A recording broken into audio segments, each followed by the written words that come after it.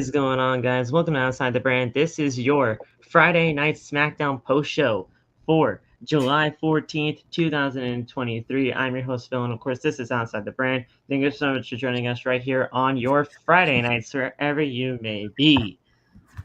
Got my guy Luff in here with me tonight. Luff, how are you feeling after Friday Night SmackDown? The whole thing between Jey Uso, Solo Sikoa, Paul Heyman happened. We got a United States Championship Invitational LA Knight. Yeah. Basically put his name out there into the universe as a potential challenger for the United States Championship. And we had a main event for the WWE Women's Championship where everybody and their mother seems to be wanting to be women's world champion or whatever they're calling it, or it's basically Roman's title just in white. How you feeling, bro? It was actually a pretty decent SmackDown tonight. The most important thing that happened on this damn show was the Profits and Bob getting in the limo. That's right. They're doing it. They're freaking doing it. We were talking before the show started. I was like, I want Bob to come back. And I was having a discussion with multiple people, and we're all having the same thing. Like, where Bob go?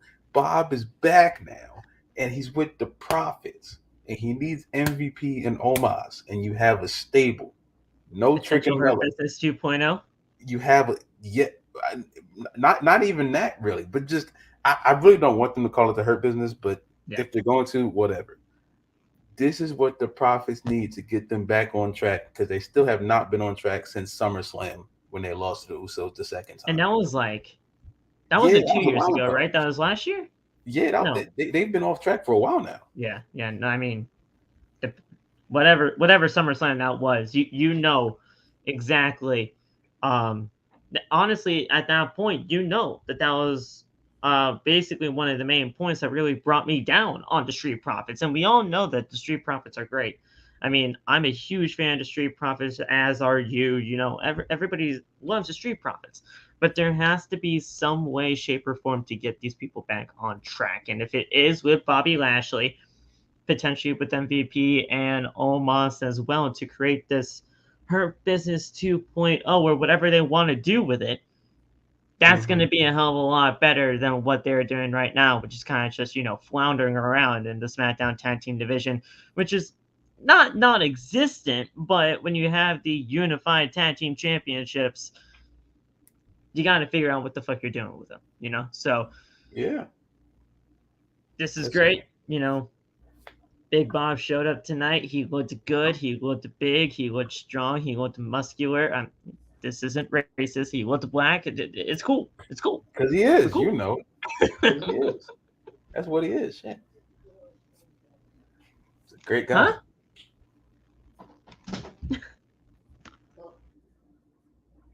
He's bald too. That's what I'm saying, bro. Good things are happening. Good things are happening right now. So they just build it. They just gotta build it. They just gotta do it. They're not gonna do it, but I need them to do it. I don't want Profits to just go away for 3 months and then come back. No, you gotta keep doing it. Right. We're in a good spot right now. So this should be good. It should be fun. It should be nice. We're all in this thing here. And we're going to be talking about everything that happened tonight on Friday Night SmackDown, that main event for the Women's Championship. I mean, it was a little bit less to be desired because, we only had 10 minutes left of the show, but, that's what they usually do when it comes to these things for cliffhangers and all that kind of stuff. We had a lot of people involved in that thing tonight. We had Charlotte, who got a ticket. We had Bailey and Io Sky, who were part of the whole thing because Io Sky's missed Money in the Bank, and then she was trying to cash in, but because the referee just caught some sort of sickness and just asking questions randomly over and over and over again to make the cash in just not happen, then it is what it is. I hate that, by the way. I legitimately hate that kind of a thing. Are you sure? Are you sure? Yes. here. They're like, no, are you sure you want to Like, do it? are you sure? Are you sure you want to do What do this? you mean? Yes, I Do want to do now. it. Ring the goddamn bell. Oh my god, do it. It's like the it's like the dumb baby face syndrome or whatever the fuck it is, but it's with the referees. Like, like, are you sure? Are you sure you want to do this? Are you sure you want to cash in? Yes, that's why I'm handing you the handing it to goddamn you. Take briefcase. it. Oh my god. Oh, What else do you think I'm handing the briefcase to you for? Just, I'm saying, man. but we're gonna be talking about everything there. Um, and Charlotte, she basically calls a disqualification. She was leaving. She was leaving the arena, and then all of a sudden, when Bayley and Io was like, nah, see, she might be leaving. We got our chance now. He's like, yeah, no, bitch, I ain't going anywhere. And I was like, of course she's not going to go anywhere. When a women's championship is on the line, Charlotte's right there. So, I'm like, I knew All the she wasn't time. leaving. But a huge thing that was revealed before Friday Night SmackDown tonight was this Austin Theory United States Championship Invitational, where we will have two Fatal 4-Ways. One of them happened tonight, one of them will happen next week, and the winner of both of those Fatal 4-Ways will meet, I believe, 2 weeks from now. So not this coming Friday, but the next Friday. So that would be, according to the calendar, the 28th. The winner of those two Fatal 4-Ways will meet at the 28th edition of Friday Night SmackDown to determine the number one contender for Theory's United States Championship. How do you feel about it, man? It's like a little mini tournament.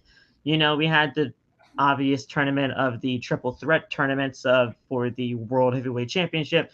We're having two Fatal 4-Ways to decide challengers for Austin Theory. How are you feeling about it, man? I mean, it's different. We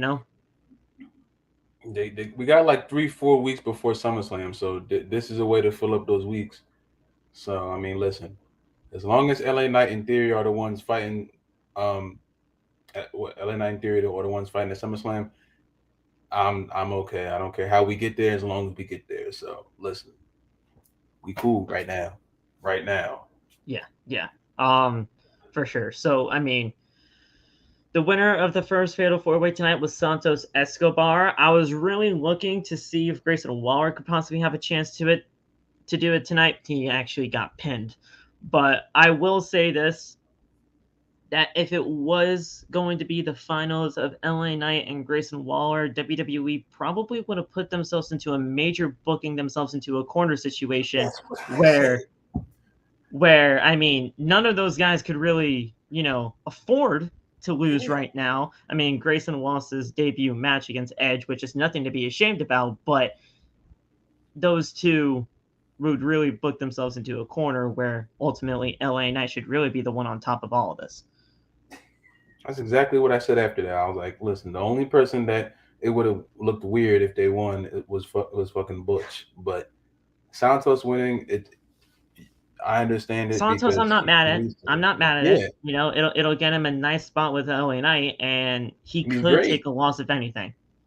And he can afford a loss to LA Knight if LA Knight wins on Friday. So I mean, yeah. So you had to put him in the right position. So yeah, that was absolutely fine there, and it was a nice Fatal 4-Way regardless, so I was fine with that. The next Fatal 4-Way, we have Sheamus taking on Mysterio, LA Knight, and Cameron. I just had it. Oh, Cameron Grimes. So that should be a decent Fatal 4-Way there. A lot of different styles there. Cameron Grimes and LA Knight in the same ring again.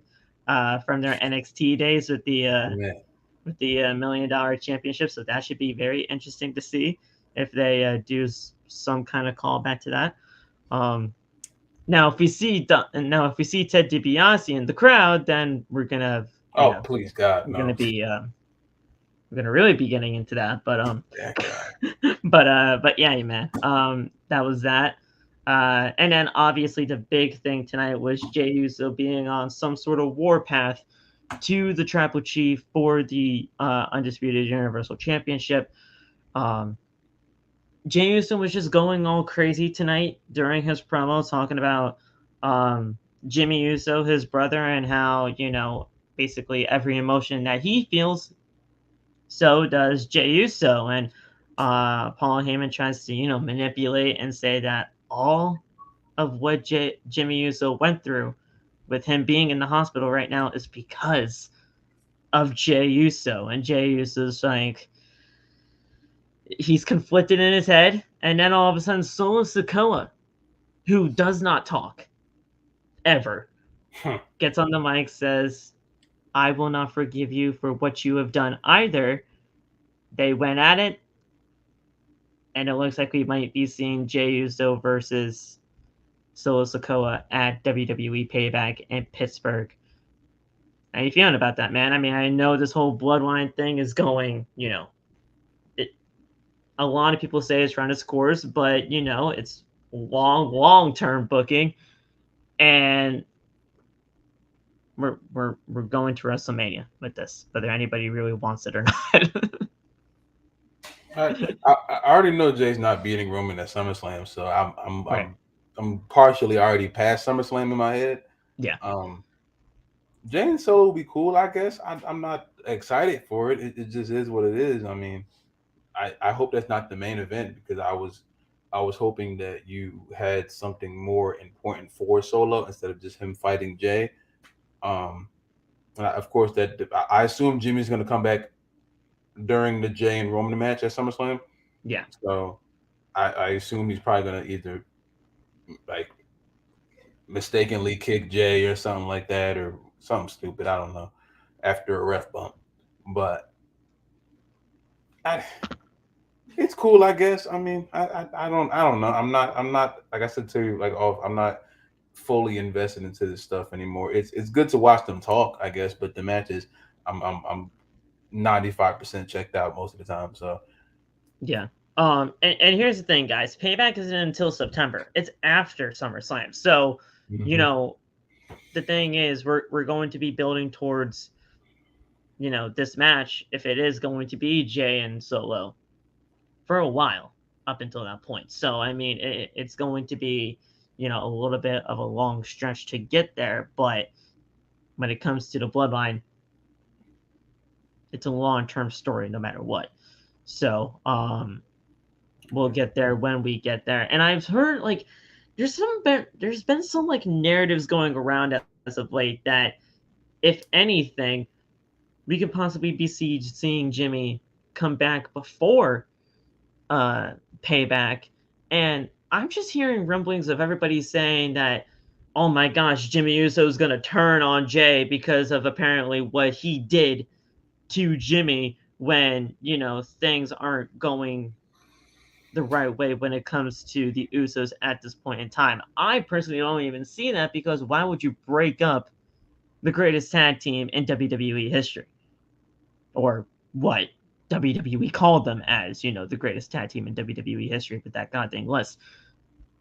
I don't see Jimmy turning on Jay or vice versa or anything of that nature. Why would you do that? Listen, I learned not to rule anything off the table because they just like doing stuff. True. I'm going to stop thinking about the logical way to do it and just think of what they want to do to make this storyline go longer. And that is something that would make the storyline go longer. Would it be stupid? Absolutely. They had a whole interview, like last week or something, and they said they will never break up. So I'm like, okay, they just said that on live YouTube. So why would you immediately go right after that and break them up just to keep the storyline going when you know nothing come from that?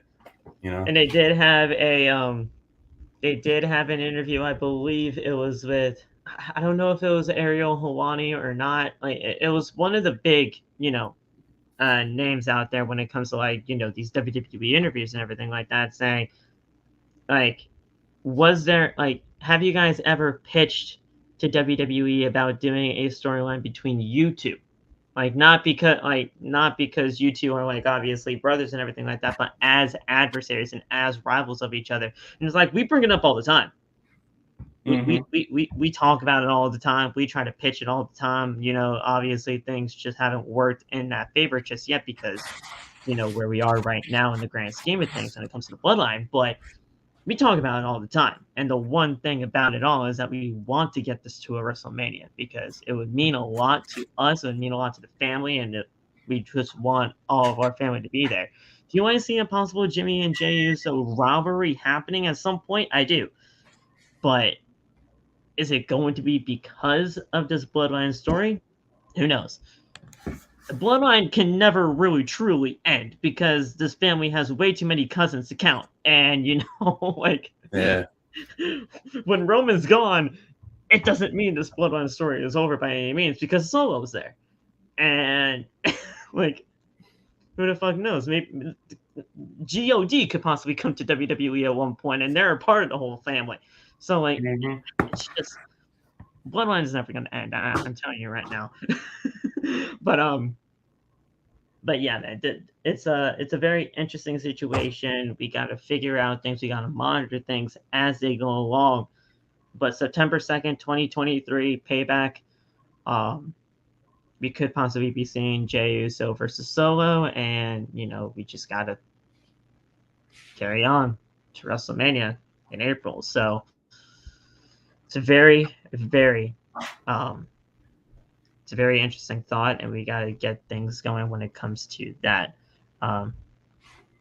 It's going to be very interesting to see where we go over the next few months. But guys, we will be talking about everything that happened on Friday Night SmackDown tonight. Obviously, when it comes to Friday Night SmackDown and everything like that, you either like these shows or you don't. It just depends on where things are at when it comes to when it comes down to what WWE has going on with the Bloodline, because the Bloodline run Friday night. And if it wasn't for last week, where the Bloodline had 40 minutes of a 2-hour program, we probably would have had a little bit of a better Friday Night SmackDown when it came from MSG. But this didn't really take too much time, and we actually had a pretty productive episode of SmackDown tonight. Instead of the 40-minute SmackDown promo that kicked off the show, that just went to shambles with the rest of everything. So, the Hurt Profits are going to take over SmackDown as the biggest stable very soon. The Hurt Profits. There you go. Bad. How'd you feel about that, by the way, man? Last week, I know you weren't. Last week, I know you weren't able to be here for the Friday Night SmackDown post show, but when basically the Bloodline took 40 minutes of a 2-hour program, how'd you feel about that? I wanted to turn the show off. That's how I felt. 40 minutes of a 2-hour show for a storyline I don't care about. No. It completely ruined the rest of it. It didn't ruin the rest of the show, but it really tried to cram things in there. And and Carlito was supposed to debut on that night. And he couldn't. AJ and Karrion got 3 minutes. I'm like, what are we doing? The longest match was probably Grayson and Edge. And while that was good for like the 13 minutes that they had, Grayson lost. I mean, like I said, it's not a shame to lose to Edge in Madison Square Garden of all places. You're debuting in Madison Square Garden, the world's most famous arena. That's huge, enough as it is. But, I mean, it was just wild. 40 minutes out of a 2-hour program is wild, but it was what it was. It's crazy. All right, guys. Damn. Final things before we get into everything tonight. If you guys want to talk about Friday Night SmackDown with us, make sure to leave your comments in the live chat below. And also, if you guys really want all your comments read at the end of the night, send in a super chat. You guys don't even have to talk about Friday Night SmackDown tonight in those super chats. You guys can literally ask us anything you want. Send in a super chat. You guys are always welcome to do that. It's never an obligation, but it's always there for you guys if you ever want to. And join the channel. By joining the channel, you guys are automatically going to be getting an invitation to the OTB Discord. I know a lot of people that are in this chat right now are already a part of it. So joining the channel to you guys is just a little bit of an extra perk. But yeah, whoever does join the channel automatically will get an OTB Discord server link sent by me or Loft personally. And we will be able to get that to you in a timely manner. And yeah, so send in those super chats. Super chats are open. We will read them at the end of the show tonight, if any of them do come through. And join the channel. And it's a very nice way to support the channel in any way you can. Follow us on social media. All the TikTok links are down in the description below. You guys can follow me on TikTok, Twitter, Instagram, and Threads at _. Loft is at Loft Not Famous basically everywhere. He's not on Threads though, and I don't think he'll ever join Threads. Hell, I won't. but yeah, you can follow Loft basically at Loft Not Famous basically everywhere, and yeah, so go do that if you guys can. Go support the channel by also getting the merchandise. Loft and my merch is down there in the description below, but you guys can get the OTB official merchandise, followed by Teespring, the official home of OTB and its merchandise.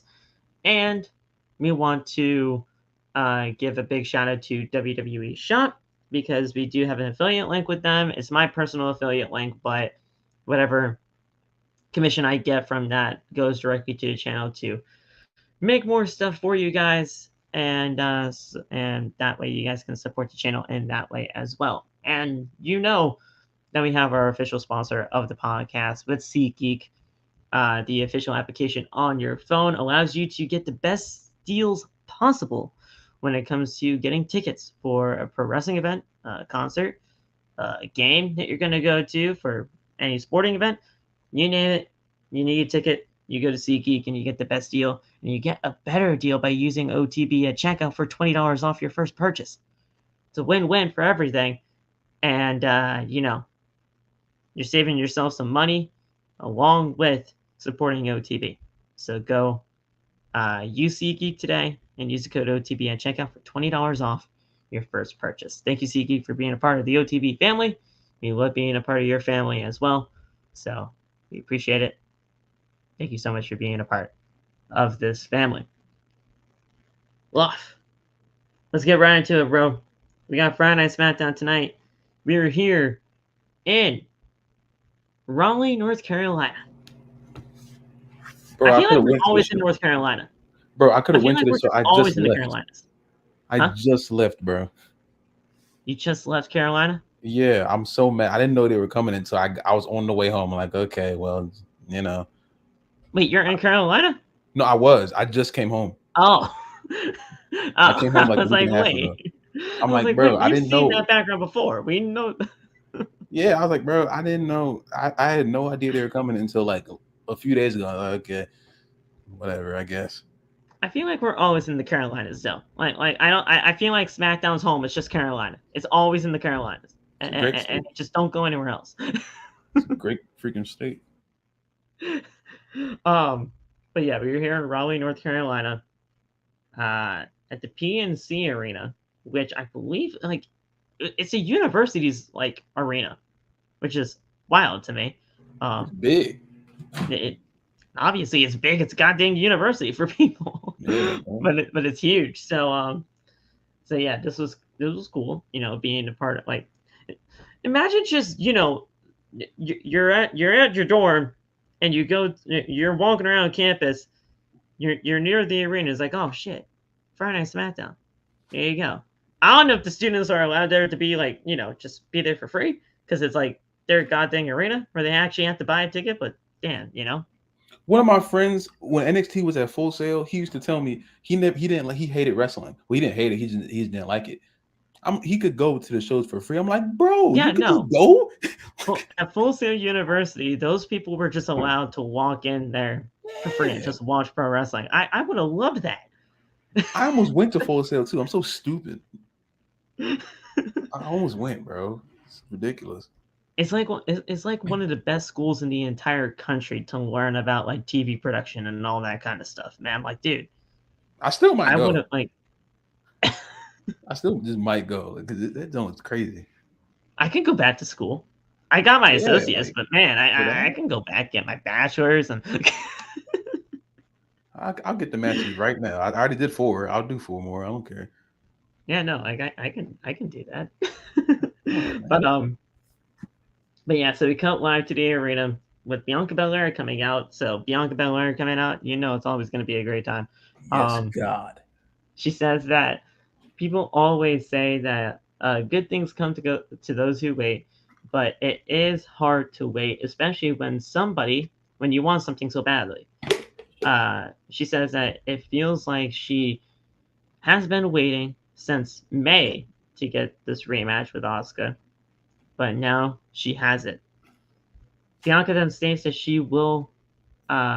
that she went through a lot of hoops and hurdles to get to where she is right now. She goes on to say that tonight is her night to show that uh, Asuka that vengeance is sweet.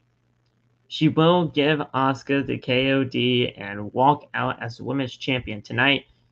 As she is speaking, Charlotte Flair's music hits, and out comes the Queen, Charlotte Flair. Flair then comes out and says that Bianca Belair basically got her fired up tonight. She tells Bianca that she thinks that she could win tonight, and she's trying to manifest that for her in Flair country, and that draws a big pop from the crowd, because it's Flair country. The woos are all over the place. Um, she tells Bianca that when she wins, she doesn't want any confusion on who is going to be the one next in line for that championship. Bianca Belair says that everyone knows the line starts and ends with Flair. With both women in the ring, Flair tells Bianca that when she does win, it will be herself and Bianca Belair for the women's championship down the line. Bianca says that she is focused on Asuka, but if she does win, nothing would make it even better than to have Bianca Belair versus Charlotte Flair at SummerSlam. Flair then tells Bianca Belair that if she wins tonight, it's on. Belair then tells Flair she is ready for Asuka, and she extends a hand for the handshake. Flair gives Bianca a woo and leaves the ring. Backstage, Asuka was watching this entire thing go down, as WWE superstars always do, slanted, watching the television. Way to make Asuka, not really all that important. I mean, they legitimately were just talking about themselves and how Bianca Belair was just going to win the championship. Asuka was barely even mentioned here. I mean, I rather them talk like that than like I never liked when they like heavily freaking reference who they're wrestling. Like we know who the champion is, and Asuka, her presence was subtle. You know what I'm saying? She doesn't really need to be like in the middle of them while they're talking.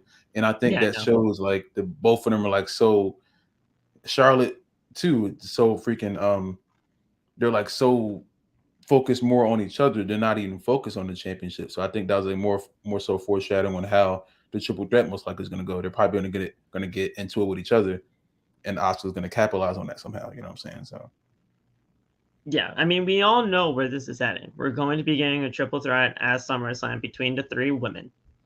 And I personally don't even see this whole singles match between Charlotte and Bianca Belair happening until WrestleMania. I really do. Like that's the women's championship match to me at SummerSlam, and not SummerSlam, at WrestleMania. I mm. really do believe that. Now, whether that means that one of those ladies are winning the Rumble, I don't know. But it just depends because obviously, we got a long way to go to get to January to see who wins the Rumble at that point. But if I'm saying that as a possible women's championship match at WrestleMania, the Rumble has to be considered in some way, shape, or form a part of that. So um, it's something there. Um, and honestly, I do kind of agree with what you were saying there because it wasn't as formulaic as it usually is. Bianca Belair, she talks on the microphone for a little bit, then all of a sudden Charlotte comes out, and then all of a sudden Charlotte talks a little bit on the microphone, and then all of a sudden Bianca Belair comes. Then all of a sudden Asuka comes out, and all of a sudden we're just brawling between the three ladies heading into the match in the main event. Exactly. That's usually what happens. But this time she was just watching on the TV slanted, as WWE superstars always do, and that's just, she was just watching intently in the back.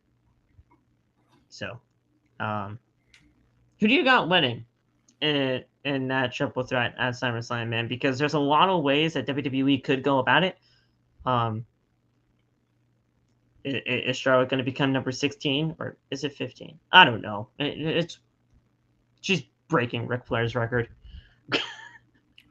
I think they're going to give it to Asuka just because I don't see them. I don't see the reason for them to put the championship on Asuka and then consistently put her in these positions where she's losing to Charlotte. You know what I'm saying?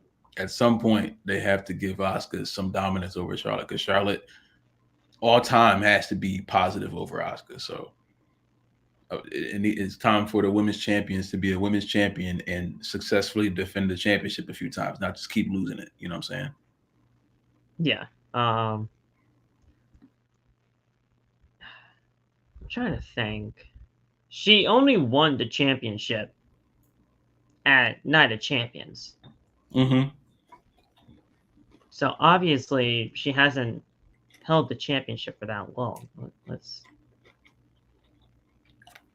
I don't know how many days it's been for her.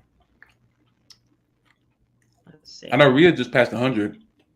45. How many? No, she's only held the championship for 45 days. Damn. Okay. And that's today. The 45th day was today. So, she's looking at the list of championship reigns. She's only the 25th WWE Women's Champion in this belt's history, which is wild. Damn. Huh. This version of the Women's Championship, but yeah, she's only held. This is only the 25th champion in this belt's history, which doesn't even seem like a lot, honestly, considering the Women's Championship was reintroduced back in 2016 at that WrestleMania. I believe it was 32. Wait, 30? I don't remember. I believe it was 32 because of the it replaced the Divas title. Right? I think so. I really don't know. You more now too. I have no idea. If it was Becky and Sasha in the triple threat, yeah, it was 32. Yeah. Yeah. And there you go. Aiden and Corbin. See, this is why I love our, mods here. Because they know what's up too. But yeah, so I mean this was interesting to say the least. We're getting things in gear for that triple threat. So it was what it was. Then we kicked things off with the first matchup of the night after a commercial break, with the Braun Bruce and Sheamus and Ridge Holland versus Yes Boys. It's pretty deadly. Bad. Oh, God. They got a disco ball, bro. That made me even more mad. They don't deserve a I thought it was a CGI one. I see it going up. I'm like, that's a real disco ball? No, man. No. No. They got a disco ball. Is that new theme music? Get out of here. Huh? Is that new theme music? I don't know. I don't know. It's all bad. Everything about them is terrible. I don't know what they're mods in the chat, or basically anybody in the chat, you would know. Is that new theme music? Because it's just some girl saying, pretty deadly, pretty deadly, pretty. No, turn it off. Oh my God. Oh, it's worse than the damage control one. Oh. Actually, I know nothing's worse than damage control one, but this one is pretty bad. It's like number 2. Good God. That is new music. I don't know, man. They got to turn that off. Pretty deadly that's basically what they are at this point. But um, we go on and on and on and on because the night is see, yeah, Those some no, nut ass bars right there. Turn that off. that's definitely new music. That's definitely new Anybody want to music hear if that's that? what it says. Anybody want to hear that? Who wrote that? That's ridiculous. Who wrote that? It's Def Rebel, bro. Somebody, one of y'all in chat wrote it. Yeah. Ugh. Ugh. Because you know Def Rebel makes all the WWE theme songs now. God. They're terrible. It's bad. It's bad. They need a new composer, bro. Get Mikey Ruckus on the phone, bro. Come on now. I know he's AEW, but Jesus. Mikey Ruckus is the best composer in the game when it comes to wrestling themes. I don't want anybody else to tell me otherwise. They need to call my man Jim back. or oh well, yeah. Um, Where's my I was man gonna. Jim at? That's the GOAT right there. I don't know what they just fired Jim and then we never see him again. Call Jim back. He in the crib just waiting. If AEW gets him, it's over. So y'all better get him right now. Well, I don't think they would ever fire Mikey Ruckus. I mean, No, both of them. oh, Both of them both. just cooking. You Imagine know if how crazy both that of would them were be? just cooking. That'll be ridiculous. It's over now. You get both of them? Oh, dear God. Imagine if both of them were just cooking. Oh, Oh, Jim Johnston. That's it. I was call like, my man Jimmy. He what's on the his phone. last name? But yeah, Double Jim J. Johnston. Double J, man. J and J. Call Jay back, man. Um, I mean, this wasn't bad. You know, it's a pretty normal tag team match here. I listen. I don't mean to do these puns of the word pretty. Okay, that was not intentional at all. Um, but Wilson, he hit a neck breaker on Sheamus. Uh, he goes for a cover, but Sheamus kicks out. Wilson then climbs to the top rope and jumps off, but Sheamus hits him with a knee to the face. Holland then tags in, and so does Prince. Holland then knocks both men down and pretty deadly roll to the outside of the ring. Sheamus then climbs onto the top rope and lands on Wilson. Sheamus then throws Prince back into the ring. Holland does a side slam. He goes for the cover, but Wilson breaks it up. Uh, Sheamus with a brogue kick onto Wilson. Prince then throws Sheamus out of the ring. He then goes to the top turnbuckle. He undoes the top turnbuckle pad to expose the steel below. And Holland runs towards Prince, but Prince moves out of the way, and Holland slammed his face right into the ring post. Prince then with a leg drop off the top rope. He goes for the cover, 1, 2, 3, and pretty deadly. Pick up a win over the Brawling Brutes. So they win. They're continuing to get the heel heat that they are needing to get, with them being in such new additions to the roster. I know you don't like them, and that is perfectly okay. They're not everybody's cup of tea. Trust me, I understand that to a T. Um, but and I'm not asking you anything about Pretty Debbie here. I'm asking you something about Brawling Brutes. Have they run their course as a trio? Because at this point in time, they have been losing a lot lately, and I don't think Sheamus, Rich Holland, or Butch, for that matter, deserve any of that. I think they're all very great individuals. I think they're all just, that they have what it takes to be a trio. But at this point in time, WWE, I don't know if they have really much stock in them to keep them around for much longer. And if they do, when's enough for their losing side of things? They had a small moment, like I think right before WrestleMania or right after, where they could have pulled the trigger on the Brutes, but they didn't because they cared more about the bloodline stuff. Whatever. Moving on.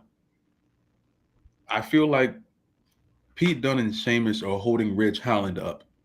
We know Sheamus can be by himself. We know Pete Dunne can be by himself. Rich Holland, I don't think he can yet. Obviously, he has yet to prove it, you know what I'm saying? Right. But he doesn't have much of a personality. He's just big. He hasn't really shown the personality. And Butch and I don't think Sheamus has to show it because Sheamus has been here for years, so we know what Sheamus is.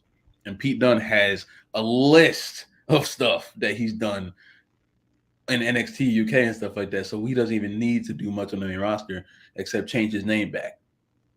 But I feel like the only thing the Brutes is doing is holding back Pete Dunne and Sheamus and holding up Ridge, because I don't think Ridge can go out there and captivate an audience by himself, because he's just big. He's just big, Yep. I honestly couldn't agree more. Honestly, with Ridge Holland being at the stage of his career as he is right now, Ridge Holland has potential. I don't think really anybody has a problem when it comes to him and his potential and what he could do in the grand scheme of things when it comes to, what WWE has for him. I mean, out of the 3 members of the Brawling Brutes, I'm sorry to say it, guys, but Ridge Holland is the one that would get lost in the shuffle if they were to ever split up. Sheamus, we already know what he's capable of. I mean, he's been here since 2009. We know what he is about. Mm-hmm. Pete Dunne, Butch, we know what he is about as well. I mean, he hasn't been here as long as Sheamus has, but he has a long list of accomplishments, like I've said, from NXT UK and beyond, and it's a very, very. The only thing that's really holding Butch back is his name, Butch. Just get him back to Pete Dunne, the Bruiserweight, and I think we're all set and ready to go. But I don't think that'll ever happen. I don't think that'll ever happen, though, now. But they should have did that Money in the Bank, but I don't know why. But Ridge Holland, it's not even that Ridge Holland is bad. We know Ridge Holland isn't bad. People really only thought that he was bad at that point because of what happened with Big E.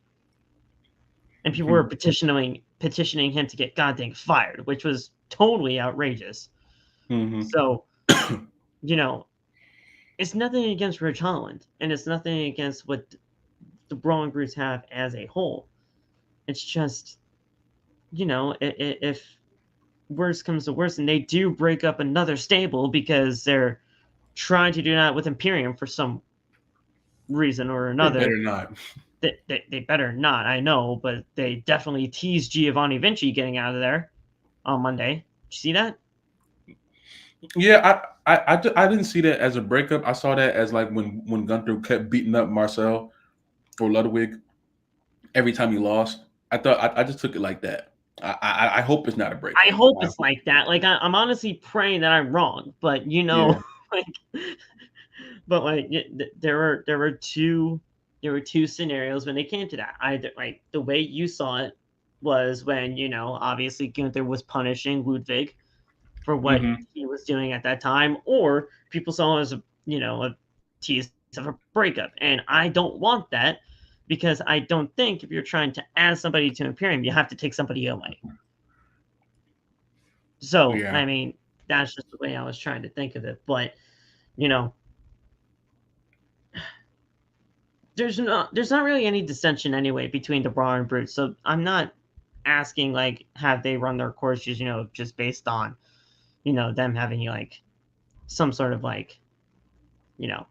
interaction to where there's some dissension. I just wanted to get your head at it when it comes to that, because they've been losing a lot lately, and when you lose a lot lately as a stable or a team, WWE can go one way or another. So we'll see when it comes to that, but that was something that I was thinking of. Kathy Kelly is backstage with Grayson Waller. She asked, are you surprised that he is getting a United States Championship potential opportunities so soon after getting called up to WWE's main roster? He's like, of course I'm not shocked. I'm Grayson Waller, baby. Come on now. I'm the greatest of all time. I'm the greatest that there is. Waller says that he even knows that The Rock was talking about him at one point. So if the Great One is talking about me, who knows what could happen for my future? Um, Waller then says that tonight he will become uh, he will become one step closer to becoming the United States champion. And I was like, okay, Dog, see what you got. if Dwayne shows up for Grayson and just ignores that his cousin is just wilding for 3 years, I'm going to punch something. Yeah, no, that would be very wild to think that if he shows up for Grayson, yeah, And they're that on the right, they're on the whole strike thing. So Rock has nothing to do right now. Rock has nothing. So if he pulls up to SmackDown and goes to the Grayson show and then just goes home and just doesn't care, I, Prof- oh God, yeah, his Professional daughter wrestling is is in more wilding on demand now. Professional wrestling's in more demand now more than ever, because of the writer strike. That's what I'm saying. So like His Hollywood cousins are has wilding. nothing to do. So Dwayne, your cousins are wilding and your daughter is in a cult in Florida. Do something. Don't worry about Grayson Waller. Fight back, please. Do one of them or both. Go to NXT and Rock on NXT is hilarious, but still, just yeah, do something. Please do something. Oh, yeah.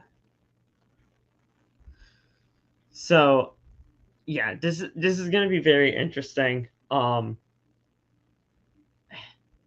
Just think of what Grayson Waller's career trajectory has been over the last couple of weeks, honestly since what? Money in the Bank?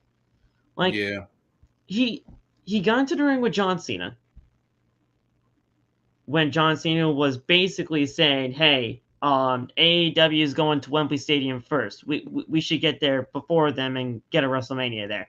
Um, Oh, sorry, but it's true. Um, then he got into the ring with Edge, debuted in his first ever match at Madison Square Garden, lost, but it was a debut match against Edge. So there's that. So he got into the ring with John Cena, Edge, and now potentially The Rock. I already knew the sky's the limit when it came to Grayson Waller, and I've told you this many times when he was in NXT. They must have something huge for this kid. I hope so. He's freaking. He's what Austin Theory. He is what Vince McMahon wanted Theory to be Exactly. in Exactly. every way, shape, or form. In every way, shape, and form. This is the guy that Vince wanted Austin Theory to be.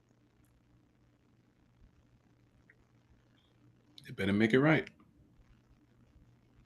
Grayson Waller versus Dwayne The Rock Johnson at Wrestle. Imagine, bro. I would throw up. I would throw up. I would be so mad, bro.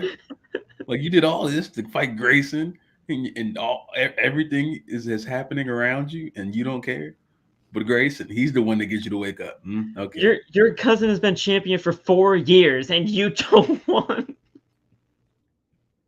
he's destroying everything in front of you. You don't care. Your daughter's wearing a smiley He's face gonna mask need the from Undertaker soon. Florida. Imagine. Stop it, Corbin. Corbin, we do not need the Undertaker to come back. No. Hey, listen, man. Dude, he can barely stand. Okay? We don't need him to do a tombstone pile driver to Grayson Waller and blow his knees out. Wait, when was the last time? When was the last time he was seen? It was when we saw him, right? Taker, probably Raw 30, yeah. Fuck. Yeah, no. He didn't even do it. Did he do a move? I think he chokeslammed. No, did No. he? No, he just whispered he just did the he just whispered to Bray Wyatt in his Oh ear yeah. He didn't choke and Knight. ran and walked out. He didn't choke LA Knight. Maybe he did a choke slam tonight. I can't remember. I thought he did. I thought he like. I didn't think he slammed. I thought he like All grabbed him. I remember are the memes of all I remember are the memes of Undertaker whispering to Bray Wyatt. You know, all the memes that were going on when it came to that. No, he didn't. No, well, all I remember are the memes that were going around when Undertaker was whispering something to Bray Wyatt. Because those are some fucked up memes or very funny ones. It just depends on who made them. Yeah. I knew he choked. Yeah, he choked him, and then LA Knight jumped off, and then Bray came out. He did? He didn't slam him. He just choked him, and then LA Knight like jumped off. Oh, that's right. Yeah, no.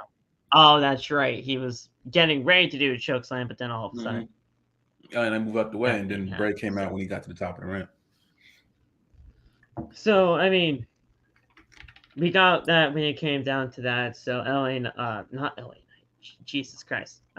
We'll talk to him later. Grayson had what he had there. So we come back from commercial break, and Michael Cole announced that Jey Uso will be out of action for the foreseeable future because he sustained a ruptured rib cartilage, like stuff in his legs. like he was just funked up. So damn. So he'll be out of action for the foreseeable future, which will most likely write him off television until he is ready to return.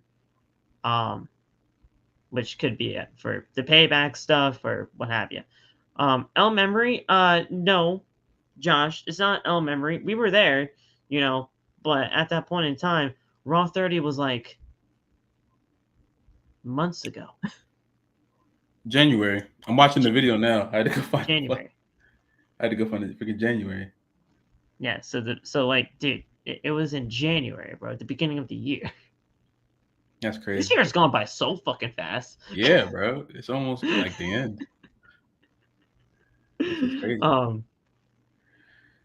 And that was the first time we ever actually got to fucking meet, bro. Insane. That shit's crazy.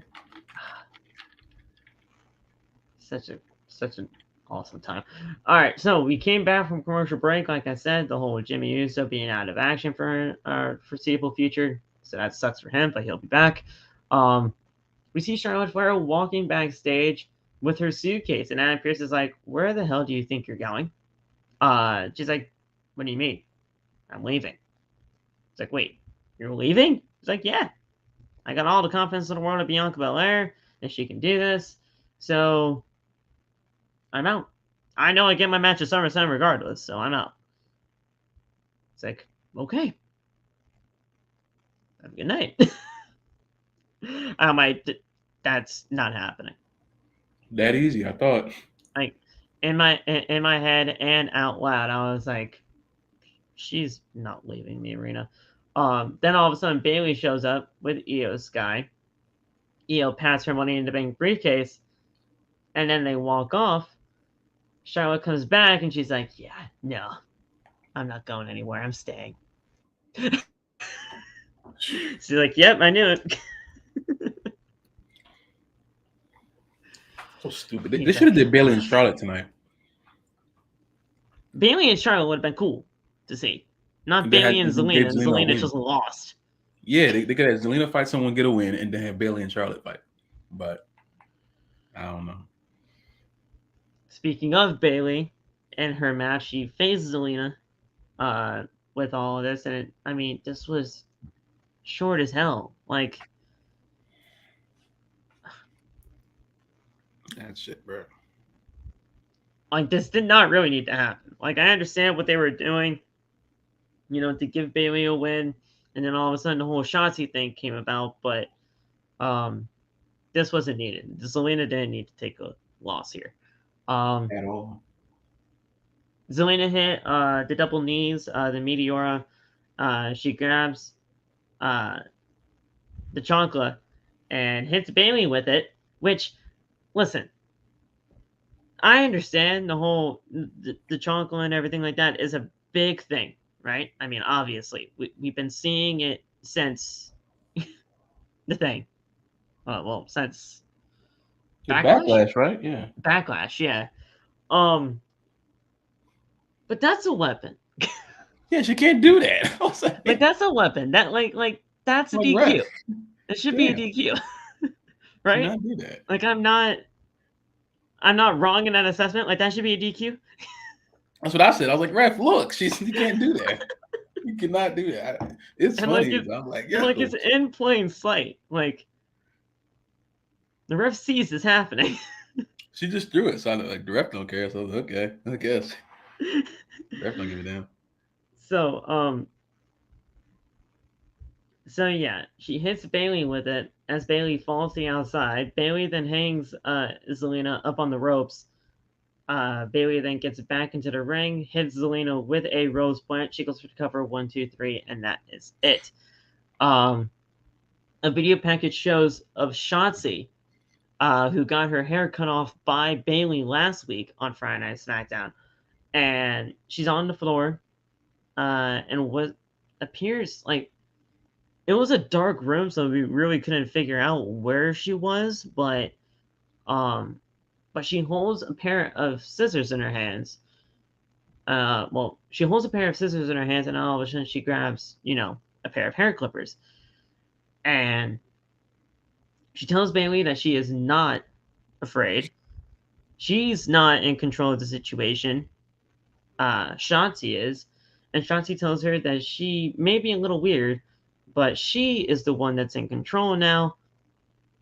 And then she begins to shave her head while saying she's in control, she's not afraid, and she tells Bailey that she is the one that should be scared. Now, before we knew the freaking situation and the scenario and the reason why Shotzi did what she did tonight, I was like, what the fuck is WWE doing? We know what happened. We know the reasonings of why she's doing this now. We know that. But before the reasons even came out on social media, there were a ton of people asking, what the hell is WWE doing to Shotzi? It was definitely a shock factor. And I was one of them. I was like, I was dude, more so confused. what I are was you like, doing? okay. I mean, I think. But then, yeah. Everyone jumped. A lot of people jumped to conclusions. I was just very shocked and confused. Yeah, it was. I didn't want to think it. I didn't want to think of it as like, oh shit, Vince is just at it again. But I was like, dude, what are they doing? Yeah, it was just a confusion thing. I think with certain stuff, especially since we don't know as much as we think we know half the time. Right. Before releasing statements and before saying stuff, the confusion can be there because the confusion that was there for everybody. No one knew that she was just gonna buzz her hair off, But I saw everyone running fucking JD to the mud because he started screaming immediately after she did it. I was like, well, yeah, no, like probably should have waited a bit before he made that statement. Wait a little bit before you just go and say something like that because he's a very reactive type of person. He just goes with that. Like I'm a very reactive person too, but like I said, like what the hell are they doing? They just made her, shave her head off. But but then all of a sudden, it's not like I retracted what I was saying, but once I saw, people talking about the real situation and why it was happening, I was like, respect. Good. Yeah. Like obviously, like it wasn't like an overreaction. I was just asking, what are they doing? And then all of a sudden I saw the stuff and I was like, oh, okay, good. Respect. That I was already a fan of Shotzi, but then all of a sudden when this happens and like, she's doing it in support of her sister who is battling cancer, nothing but respect. Yeah. So like, I mean, it like, for those of you who don't know, for those who actually didn't see what was going on, her sister is battling cancer right now, Shotzi, and she did this in support of her sister. She's doing this in tribute of her sister, and I could not be more proud of her for doing that. It's more of like an awareness type of a thing, and cancer is a huge, serious type of a situation and issue that everybody goes through. I don't care, who you are. You at least either knew somebody or, are very close to somebody that has had cancer once before in the past. I know I am very close to somebody that luckily was in remission, and, he's doing a hell of a lot better now, but we were dealing with it very young in our lives, and he's doing a hell of a lot better, and he's been better ever since he came out of it. But everybody knows somebody, or at least is dealing with something when it comes to cancer, and it being an awareness type of a thing, I couldn't be more proud of Shotzi. Yeah, man, that shit. Listen, that's a whole like identity thing that she had to come to grips with. Just not even like, I'm sure the decision for her sister was quick, but like now you are in the public perception of everyone, and everyone isn't as nice, So some people won't even care for that. They'll just call her whatever because they might not like her hair, you know what I'm saying? But away from like the real life aspect of it, I hope they treat this and give Shotzi something to do to make people care. You know what I'm saying? Because she's doing all this.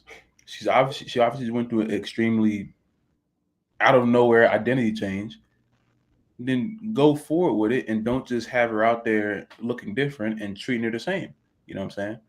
Treat her like exactly.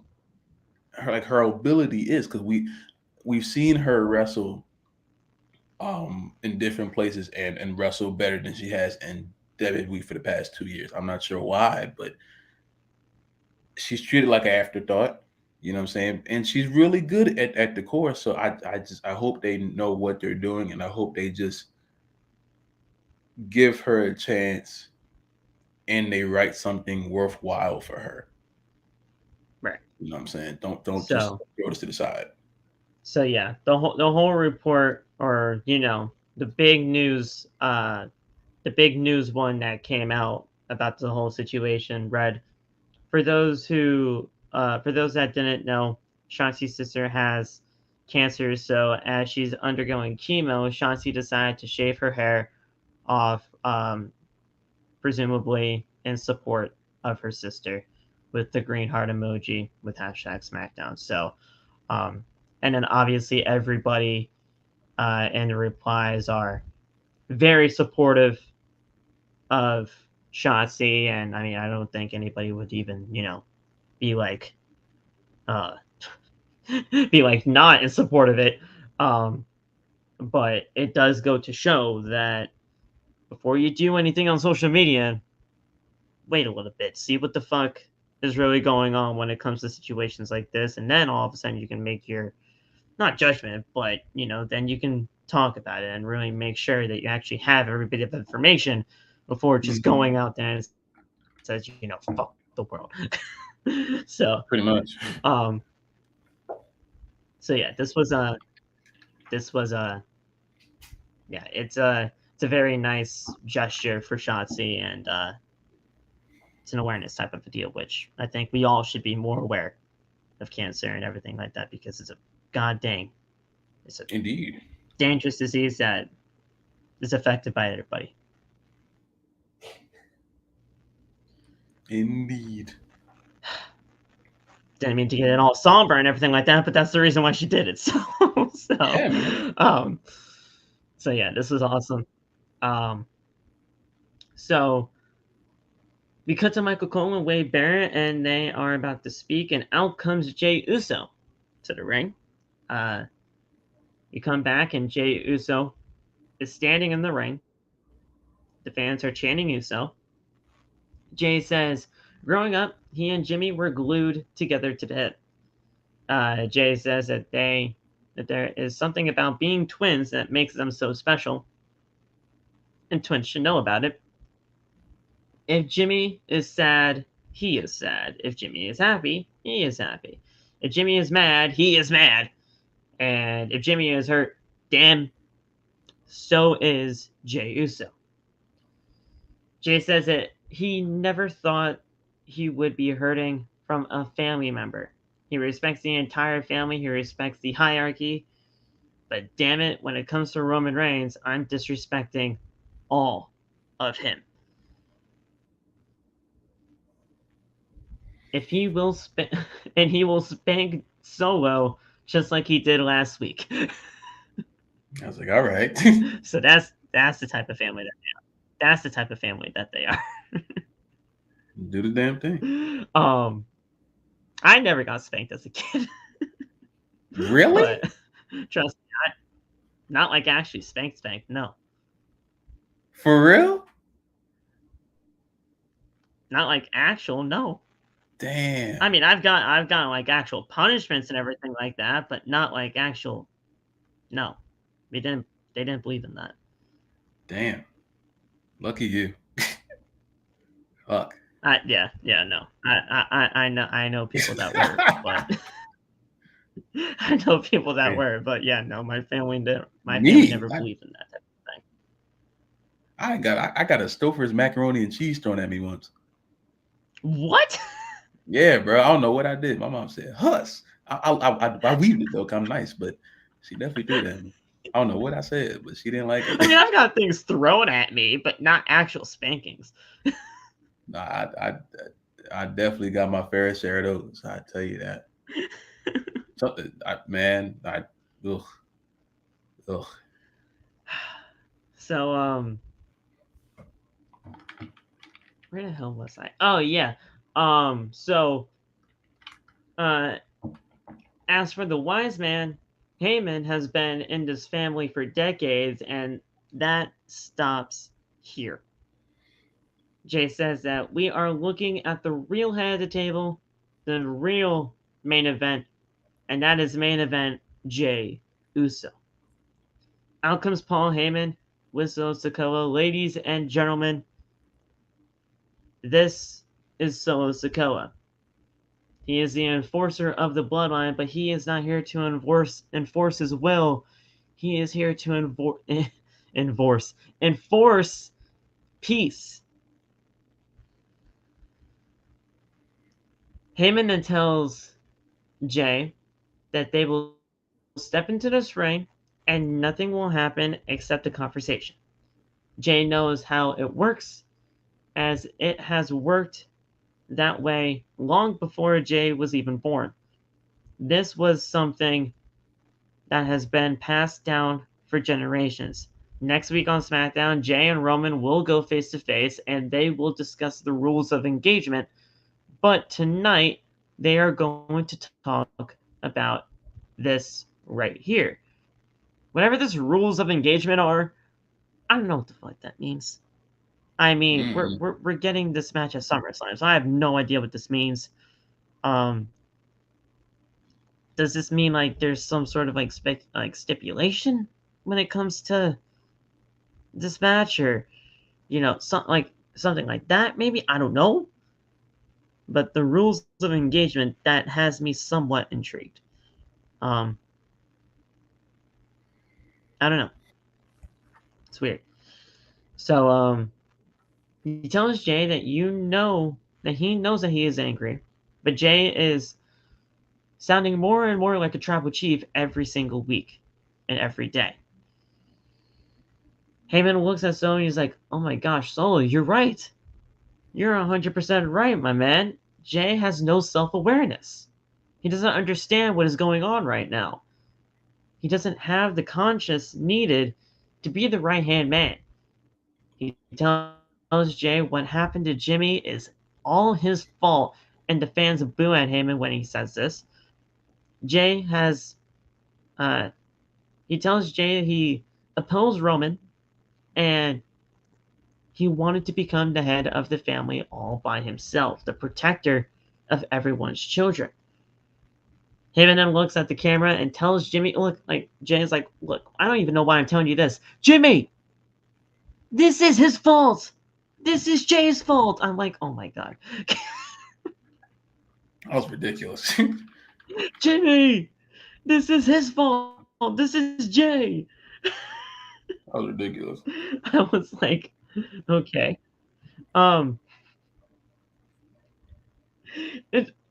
guys, this is not. This is what Heyman said. Okay, Jimmy, it's your favorite Juso. I was like, Yeah, that was crazy. okay, What, you're dog? going crazy now. Can't I'm say like, that, what? man. You can't say What was that. that? Yeah, that one was crazy. And I want to preface, no, I do not have any type of, you know, I don't have any type of prejudice or hatred towards any of that. No, that's just what Heyman said. Paul said that shit. We did not hear it outside the brand. We do not condone the actions nor words of Mr. We Paul don't have Heyman any prejudice towards that. or the island of relevancy We here don't. outside the brand. We love everybody. We love everybody here. Okay. It was just a wild thing to say, and I was like, holy shit. Pretty much. Not juice. Not juice, so. No. He said, but Aiden said right there. Yeah. MJF felt that one for sure. Yes. Yes. He probably felt that one to his core. That's crazy. You know MJF watches the show, bro. You know he does. I hope This is so. good old buddy Kevin Dunn. I hope so. Yeah. This is good old buddy Bruce Pritchard. You know? And the reason why Jimmy is in the hospital is because of his twin brother Jey. Heyman then tells Jey he doesn't know how he can ever forgive himself or how Jimmy could ever forgive him. He tells him that his father will never forgive him, his mother will never forgive him. Heyman tells him that he will never forgive him, even though he loves them. But Roman also will never forgive him as well. Solo then extends his hand to ask for the microphone. And I was like, okay. At that point in time, I just thought he was just going to drop the microphone or hit Jey in the head with it and then just, brawl. But he talked and said, so he grabs it and he says, listen, I will never forgive you either. Then he drops the microphone and both men just, get face to face and a right hand from Jey and then begin to brawl. So the brawl was going to happen. It just didn't happen as soon as I thought it was going to. Jey then hit a super kick to Solo, falls to the outside. Jey then turns around and looks at Heyman. Jey smiles, but Solo hits Jey from behind. Solo then tells Heyman to grab a chair, and Jey takes Solo down. Heyman then gets into the ring with the steel chair, but Jey hits him with a super kick. Paul is flopping around like a goddamn fish out there out of water after the super kick. And Jey grabs the chair. He hits Solo with it. And Heyman rolls out of the ring. And that's how the segment went off the air at that point in time. I thought this was great. Jey Uso really get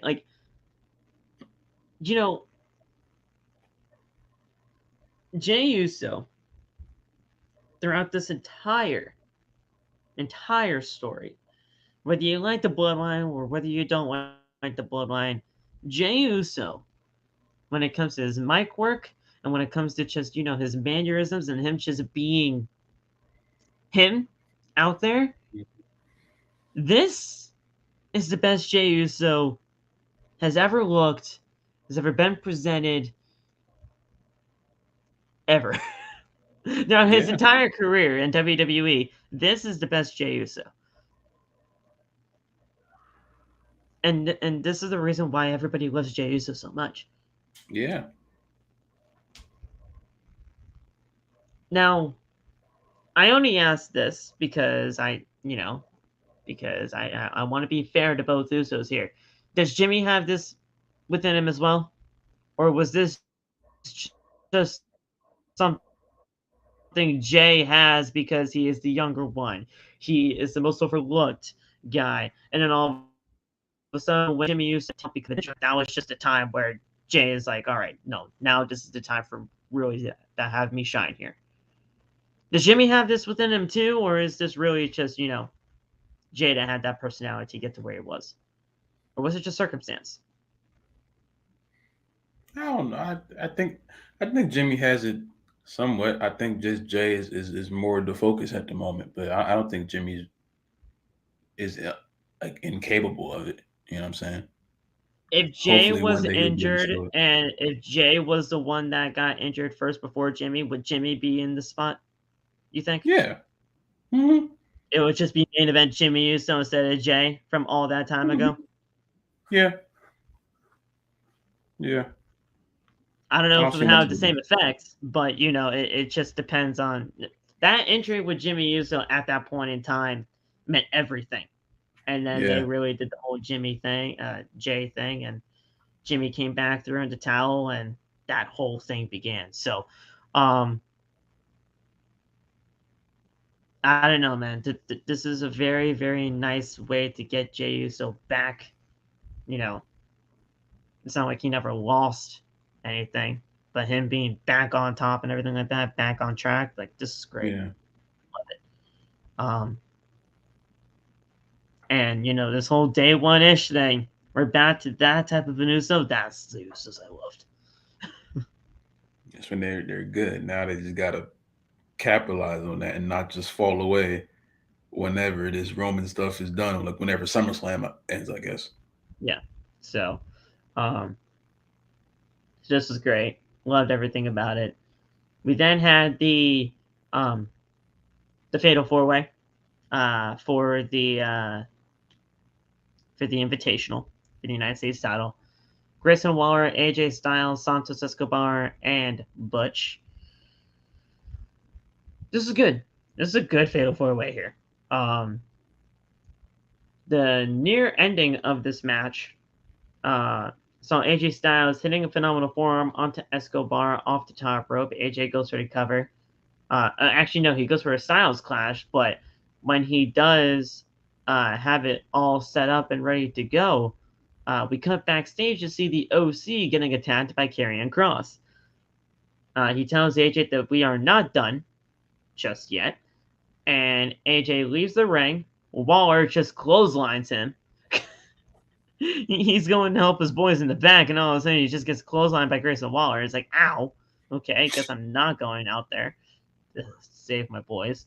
Waller then does the rolling stunner to Butch. Escobar then does a flying crossbody to Waller, or basically a flying splash to Waller, and he gets the win off of that. So Escobar pinned Grayson Waller for the win, and they're good to go. So Santos moves on. We talked about this earlier at the top of the show, but Santos winning here is good for him.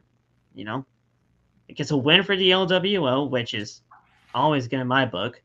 Yeah. And like I said, if it was Grayson Waller, you'd be booking yourself into a hell of a corner, bro. So Grayson will be fine. It's just, and obviously here, it's a fatal 4-way, dude. So either way, it was going to be tough for anybody to win this thing. But Santos, not mad at it whatsoever.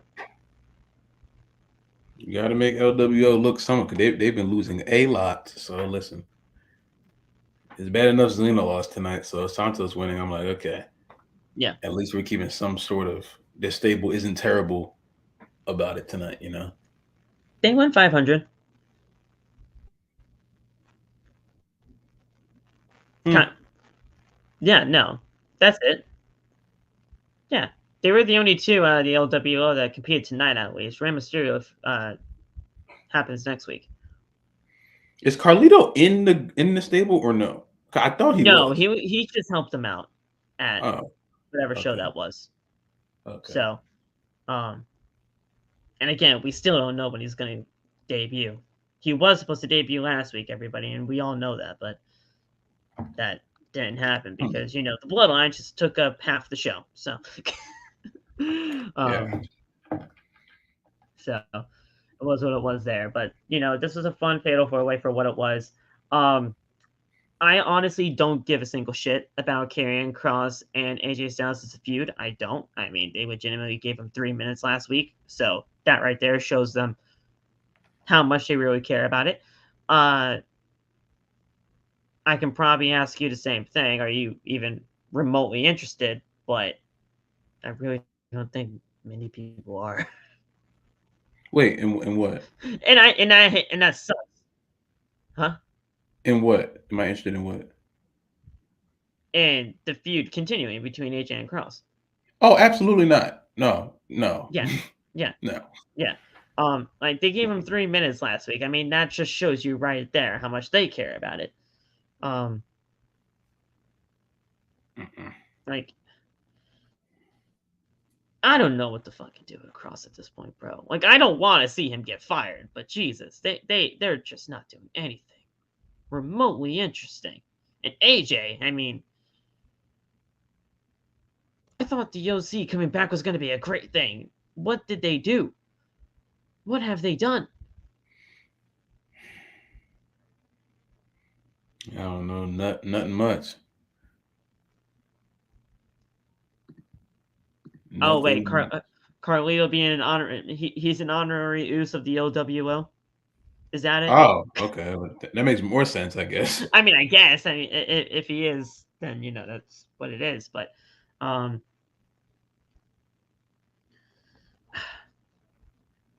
what do you do with Karrion though at this point, man? I mean, there's nothing left. I have no idea. I can't. I can't even think. Like, I don't even know what to do at this point. And like I said, I don't want anybody to ever get fired. But if there was anybody that, like,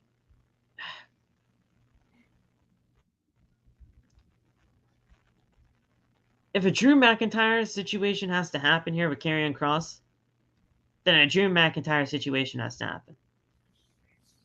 You know what I mean by that? What, releasing him? Well,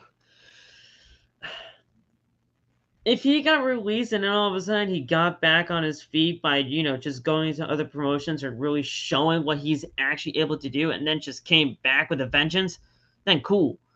But the first stint really fucked him.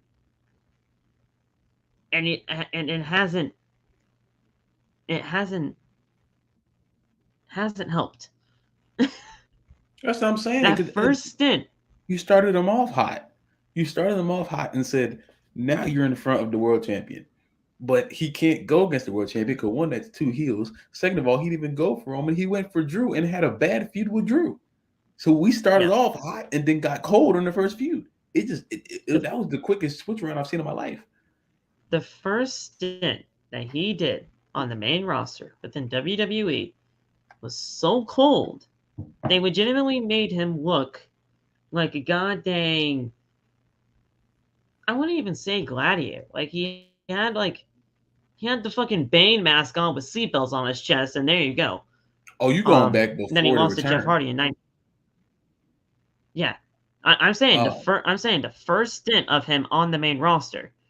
Oh, okay. Fucked him up so bad that when he came back, nobody cared. They brought him back. They brought him back in front of the world champion and Roman Reigns, and then they just did nothing with it. That Drew feud sucked. And then the Drew feud happened, and that didn't go anywhere because those two had no idea how to work with each other. They did a nut-ass match at Extreme Rules. I was so bored during that match, bro. I thought that match was going to be great in a nut-ass strap match. That shit was trash.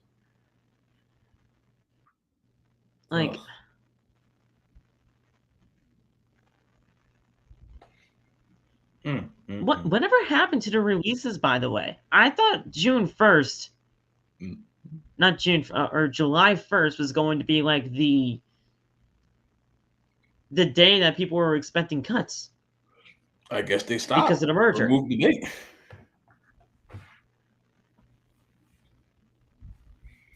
I mean, we're 2 weeks out from that date, man. I mean that. Um, I mean, like I said, I don't want anybody to ever get fired, but I mean, people were saying it's July 1st. Be prepared for a lot of cuts to happen. In terms of You know talent, something? I don't even think they should release him. Give him the no. Sean. I think they should get the wrestlers. Give him the Sean. You want him to go back down. You want him to go back down. At this point, it's not I even down. and It's like yeah, over because NXT is like reviving yeah. people. Yeah, well, actually, no, you're right. I don't even mean to even call it that, like, because I mean, not only because Bruce Pritchard wants it to be a third brand, but like, getting called up to the main roster or being put back down to NXT like that, it shouldn't be looked at as that anymore. It really shouldn't. And it back in the day when it was really the developmental brand or when it was that, competition show, that's when people were really saying, oh yeah, you're going down to NXT or whatever. But now it really shouldn't be looked at as that anymore because NXT, it's got some cheesy ass shit. Don't get me wrong, but it's getting a lot better, and people are actually really looking good over there. So the only thing with NXT doesn't take itself too seriously, yes, and out of all WWE programming, out of Raw, SmackDown, and NXT had the best match of the week with Braun and Ilya. yeah, And NXT delivers on a lot of things that Raw refuses to try on, and the stuff that SmackDown tries and fails. If Karrion Kross really needs to do something, you send him back down to NXT. I don't know. I don't know why I said down. I yeah. think it's set in my head. It's like set in our Yeah, heads. The NXT is down. it's set in everybody's head. It's set in our heads. The NXT is just down. The Like, whole thing, gotta get out of that. about being sent back down Yeah, is just there. yeah. You sent And them to it's not NXT. really any And of you our just, fault. It's really just because WWE put it in our heads like that. yeah. But yeah, I was sent them to Cedric and NXT. Shelton being put to NXT. Like, see, that's the thing about these things, because Ali got put back in NXT. I don't even think he got put back in NXT. He just got there. And now he got Because a Ali title was never match. really in NXT. Yeah. So I mean, he got put there in NXT.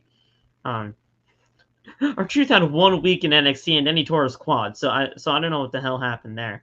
That's the thing. Even with Ali has a match against Melo for the belt at Great American Bash. It's Melo, or I thought it was Wesley. Is it Melo or Wesley? It is Wesley. I'm tripping. It's Wesley. I was gonna say, because I What thought is it? Melo had Ilya, and that's gonna be fucking insane. I keep thinking Melo's the North American champion. I keep forgetting that he's the NXT champion now. I see him with that belt all the time. But yeah, he got a title match. Like, yeah. But yeah, no, like it's definitely something interesting. Like, hey, listen, anything would probably work for Cross at this point.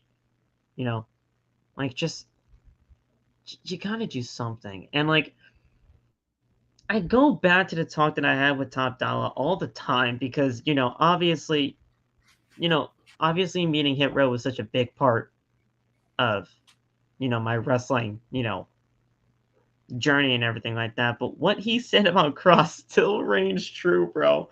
And it sucks that what he said really turned out to be a reality. But I couldn't blame him when he said that. For Cross and imagine Cross at Judgment Day. That would be I would get wild. so mad. That would be weird. Honestly, that would be really weird. My favorite stable like that. They're gonna ruin my favorite stable. They're gonna ruin it.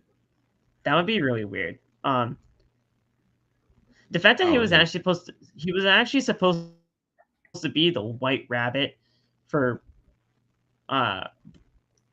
Wyatt's stable of the Wyatt Six, and that obviously didn't happen. Oh yeah, don't even get me started on the Hit Row run, because Hit Row doesn't even show up on television anymore, which sucks, because I actually like everybody in that group. I mean, hell, when I got to meet them, it was great, but They don't even show up on TV anymore. They're usually just on backstage doing extras. Which is criminal, but I want to say put them in NXT too. That's what I want to say. yeah. Yeah. That's where they did their best work at. Shit. And it's not like it's not a demotion. Like it's not a downgrade Not at anymore. all. like you can't even think of it as that. I think one day. I don't think right now. I don't think right now.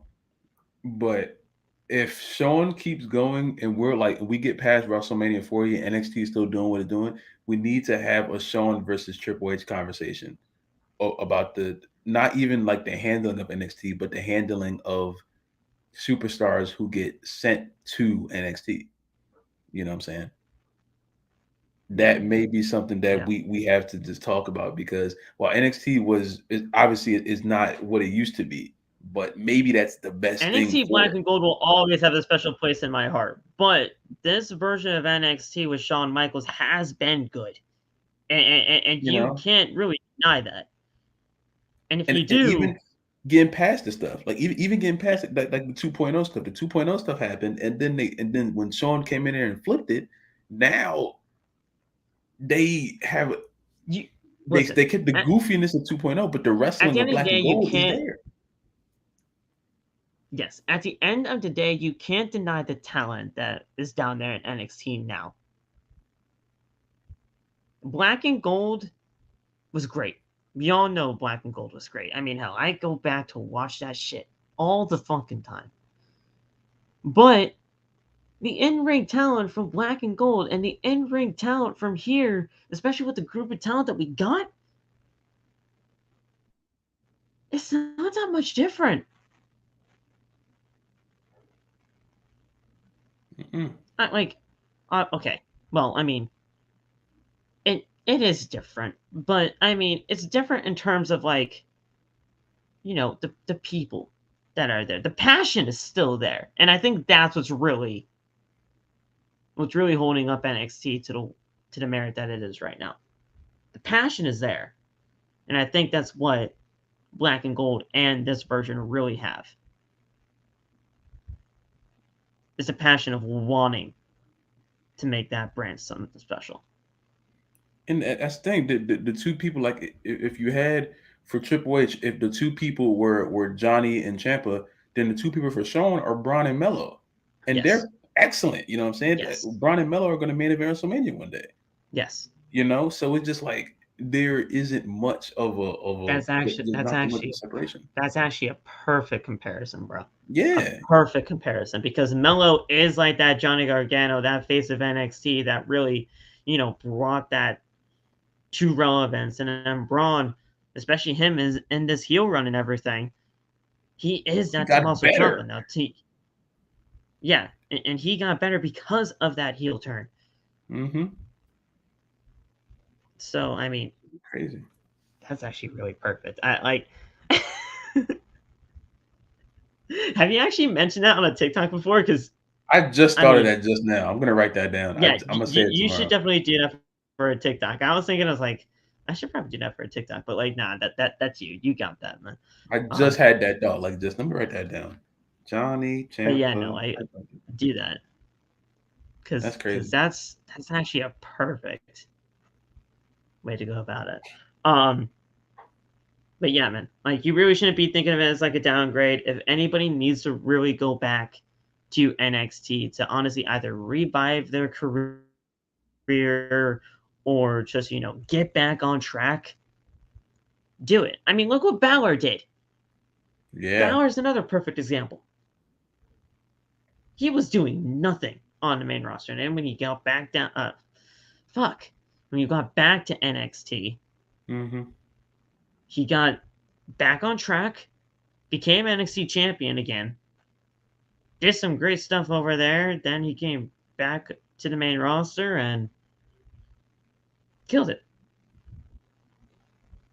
Demon still sucks because they just lose all the time as the Demon, but I mean, yeah, I think that's just Vince loving, to retract the mystique of great characters like that. Yeah. So AJ checked on the OC. We were talking about Cross. That's why we got into this whole NXT shtick. Um, Oh damn. AJ was checking on the OC, and then all of a sudden we got back to the outside of the arena where we saw the Street Profits. Like, oh my gosh, is he here? It's got to be him. It's Bobby Lashley. Oh yeah. Bobby Oh, shakes their hand. He's like, all right, you guys ready to talk? It's like, of course, let's go. And then they all got into the limo, and the limo drives away. And Angelo Dawkins like, ooh, yeah. So I think that was probably like one of his first times ever in a limo or something because he was really hyped. Really, really hyped. I like limos are nice. I like limos. Limos are nice, bro. Limos are really nice. They're really nice. We're gonna get one of those for 40. We're all gonna just pull up to the arena in the limo. It's gonna be hot. Oh, for sure, for sure. I got to hook up. I promise. We're gonna get a fucking limo. So Rey Mysterio, Sheamus, Cameron Grimes, and well, actually no, it was just those two. It was just those three because LA Knight actually had a promo in the arena. But Rey Mysterio, Sheamus, and Cameron Grimes all cut promos on why this United States Championship Invitational means so much to them. Then LA Knight's music hits. He's like, oh, nah. I ain't doing some backstage promo. Nah. I am getting in front of the fans. Loud pop from the crowd. He tells them, let me talk to you. And the crowd just goes bonkers. LA Knight is everywhere. He wants... everybody uses his name to get views and clicks. He says that the best decision this company has ever made was bringing him here. Because he stands head and shoulders above the rest, and nobody can touch him in that locker room. As for the worst decisions ever made by this company, the United States Championship Invitational. Theory's title is in trouble, and not because only 5 men are fighting for that spot, but because he is fighting for that spot and coming for the United States Championship. You can call LA Knight the megastar. You can even call him the GOAT. But sooner rather than later, you will be calling him the champ. The fans starting to chant LA Knight. He then asked, whose game is it? With everybody saying LA Knight. Yeah. And then the fans chanted, yeah. And he walks to the back. But his head held high, man. I don't know if he saw this or not, but there are these fans with little yellow pieces of paper with the black letters of the word yeah. Remember Bailey in the hugger section with the Bailey little pieces of paper and everything like that, and the Johnny Gargano section with his, face logo on like white sheets of paper. We're gonna get the yellow. And the Cesaro with the Cesaro section. We're getting the LA Knight section or whatever they're calling it, and like we're getting that. I'm down. Because those pieces of paper with the word yeah on them, bro. That's gonna be something, bro. I am down. Like, I don't know. I don't know if it's just like, because you can't coordinate that type of a thing. Like, one person probably just has a huge stack that they bring with them, and they just hand them to people. They have to. Like you can't just like not everybody in the arena that are total strangers of each other. It's like, oh yeah, we're just gonna bring this piece of paper that says yeah, and have it look all the same. So one person just has to have a huge stack that they bring with them and just hand them to people. But you know what? That's fucking genius. Yeah. That's genius for the people that are like, are really over, because Bailey had it with the Bailey section, Cesaro with the Cesaro section, the Johnny Gargano face logo, and this thing. Dude, it's genius.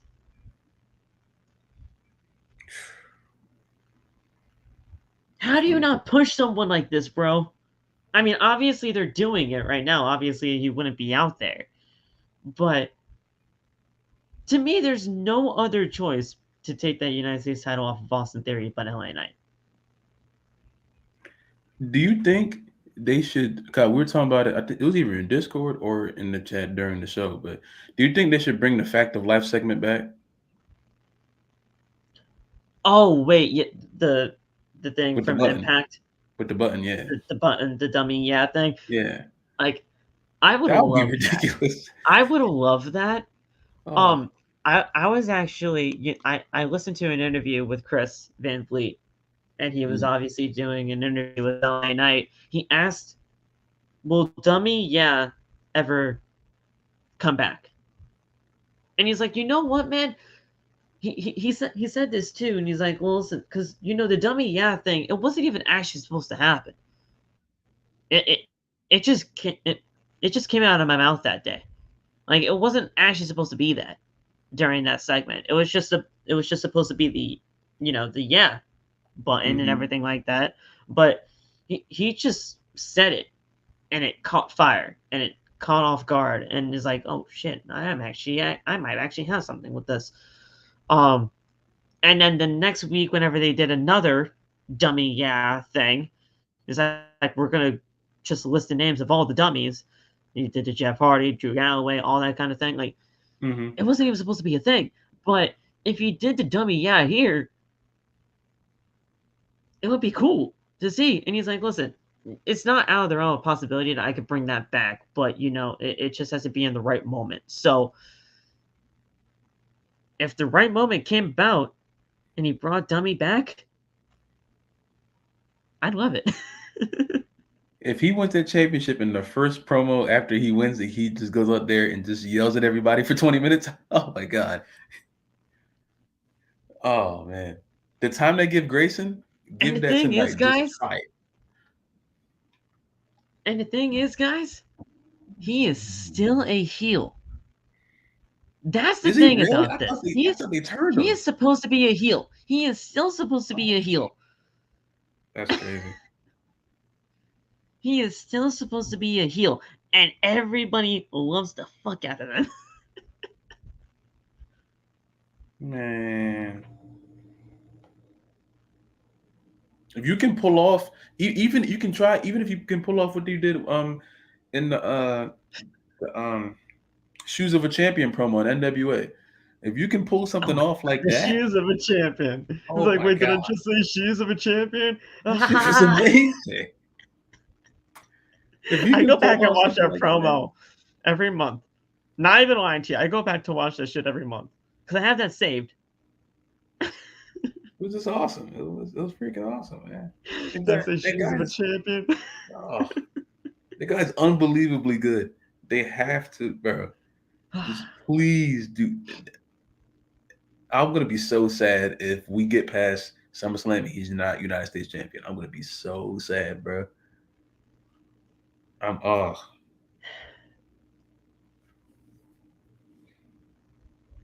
It's gonna hurt, man. I mean, he definitely he wasn't even supposed to say the Shoes of a Champion thing either. He wasn't. Things are just happening during promos of his, and it just either catches fire or it just works at that moment. He's like, you know what, fuck it, I'm just gonna roll with it. But I think that's what makes LA Knight so great, is that even when things don't, things don't always go without a hitch in professional wrestling, but he's the type of guy that, yeah, sure, things might not always go according to plan, but he can pivot like that and just make that work. And I love the dedication of that.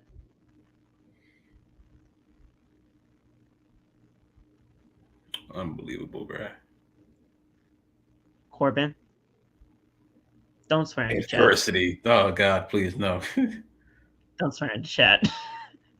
We don't need adversity when it comes to LA Knight now, please. Guy's amazing.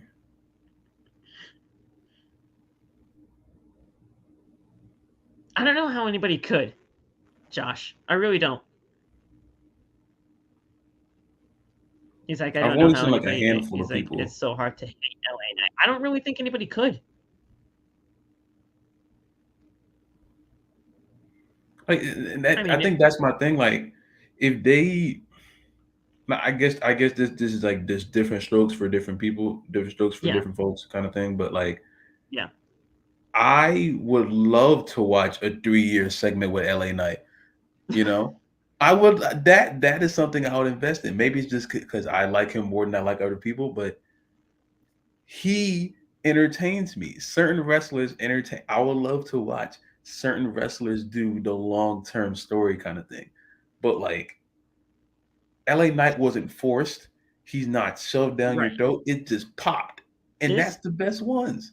This is organic. This is an organic type of fan reaction to him. And those are always the greatest things about professional wrestling.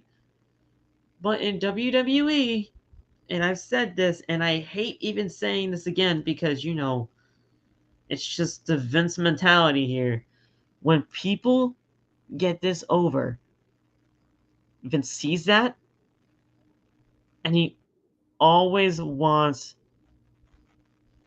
to shut it down. Mm-hmm. But here's the thing, Triple H obviously he still has some pull at least, So at this point in time, Triple H has to be at least stepping his foot down and saying, "Listen, bro, you're not messing with this. You can't."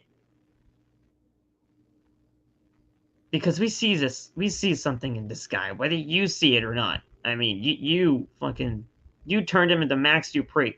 I turned that shit around real quick because that shit was terrible. Yeah. So don't mess with this here. I got this. You can be in the weeds of the Roman story all you can fucking want. Go ahead, whatever. Bloodline. I mean, that's basically Roman and Paul Heyman in a nutshell, anyway. But this is my guy. LA Knight is my guy. Don't fumble this. It's gonna be me. But he's great. Now, if he had a 40-minute segment, I would love it. Oh man, oh my God, they're giving the wrong people 40-minute segments, man. I'm trying to tell you, LA Knight just talking shit for 45 minutes. That would be amazing. No, you wouldn't have to jump Triple H, Aiden. You would have to jump Vince, because Vince would be the one to fumble it. But Triple H wasn't. You ever watch Rock in the 90s where he used to just come out there and just talk about nonsense for like 45 minutes? Just nonsense, yeah. That was it. Like even like the segments when like you ever seen the segment when him and Stone Cold were fighting on the bridge and he was fishing and Stone Cold came with the beeper, he can't fight. That whole thing of Rock just talking to himself and everything about that. If you can just do that, you found that with somebody. Just do it. It's right in front of you. I would think Vince likes that. You know what I'm saying? That's the weird thing. I would think that Vince can see what LA Knight is, Like Vince can't just be in the back watching this type of shit and he's like, oh yeah, nah, I fucking hate this. There's no way he can't see Rock and Stone Cold. There's no way he can't see that. He can't just not like what is happening right now with him. It has to ring a bell in his old head. It has to. I know it. I know a guy went to Triple H. I mean, I get he's a senile old man. I get it. He's like a senile old man that has lost his touch in professional wrestling, but he can't just not see this. He's not that. He can't be that far gone. He cannot be that far gone. Cannot, bro. And like, dude, and people are asking me all the time, like during the whole Money in the Bank situation, like, why was it Damian Priest and not LA Knight? Guys, I'm telling you right now, LA Knight didn't lose anything from losing the Money in the Bank. In fact, he probably gained more traction for losing Money in the Bank, because thing about it is, I was not mad at Damian Priest winning Money in the Bank whatsoever, because the only two people that were most likely going to win that match were Damian Priest and LA Knight. That's it. Yeah. Nothing against the other four, but it was just those two. Mm-hmm. And Damian Priest, I just looked this up right now. He is 40 years old. LA Knight. What? He is. Damian Priest is 40. He is He does 40 years not old. look 40. Oh my God. LA Knight, whether you want to believe it or not, as well, he is also at the age of 40 years old. I knew he was 40, but they are the same age. Damn. So either way, like, these two, at the age of their career, at the stages of their career, were going to be an older world champion. Now, Josh is asking, he is 40. Who's 40? Both of them are 40, yes. But yeah, so Damian Priest was an awesome pick, because here's the thing. Damian Priest had a built-in story within the Judgment Day. So there's that. And LA Knight, he's just a hot commodity. So either way, you were still going to be getting something great. And it's all good at the end of the day. So that's crazy. It's all good. Asuka's 41. I knew about that one. And Carlito looks great for 44. I mean, damn. I got to meet him that one time here in CT. He looks great. He's Bro probably looks bigger than he was back then. He is in the best shape of his career. He is in the best shape of his career, Carlito, right now. And he's fantastic. But either way, people are asking me, is like, Phil, how are you just so calm that LA Knight didn't win Money in the Bank? Because I'm cool with Damian. I love Damian. I think Damian's great. And honestly, this whole thing with the Judgment Day is going to be nice to see. Now, the only thing with that is Judgment Day were just plastered all over Monday Night Raw in 9 segments out of like the 15 that we got. So that was kind of a little bit of an overkill, but Judgment Day runs Raw. Triple H loves the Judgment Day, and I'm happy he does, because like they're my favorite stable of all time at this point. I don't know why. They're my favorite stable of all time, but it's just like I don't think if you're comparing how the crowd would react when Damian walks out with the briefcase, then with LA Knight walks out with the briefcase, it's two different reactions, obviously. But the Damian decision was mainly because they Triple H is trying to build the next bloodline story, as if, well, I mean, within the Judgment Day, whatever they're doing, whether it blows up or if it gets stronger or whatever, you know. Yeah. So, like, here's the thing about that too, guys, and we'll get into the main event segment, because that's what it was after this, and then we're most likely going to be ending it here after that. But we all know what Money in the Bank was trying to do. Okay, Vince wanted Logan Paul, and we all know Vince wanted Logan Paul. There was no reason why he was in the match if he didn't want Logan Paul. So Vince wanted Logan. Triple H most likely wanted LA.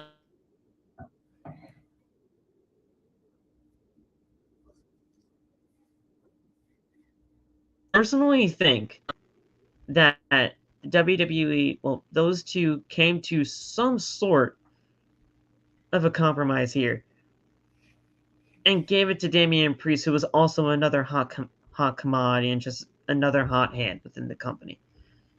Now, I asked you this earlier, Loff, and you said that Priest was probably, you know, the way that they were just going about it all along. I'm not mad that you said that, but I don't know if that's really the case, because if LA Knight was really going to be that odds-on favorite and Vince really wanted Logan Paul because Logan Paul is Logan Paul, maybe they just came up with some sort of compromise and just gave it to Damian because he's another hot hand and it was a built-in story. Yeah, Either way, you were going to see something great between those two. Yeah, that's if it was just anybody but if it was anybody but Logan Paul, I think we would have all been fine with it. Absolutely. It was more like, cause I was watching it and I was like, I wasn't mad that Damian won. It was like obviously like the first shock I had to wear off for a minute. I was like, okay, you know, it wasn't the worst thing because I picked Damian as my dark horse to win it because it's like if LA Knight didn't get hot. And if LA Knight wasn't in the match and say freaking not Ricochet, fucking, I don't know who could freaking, I don't know, damn.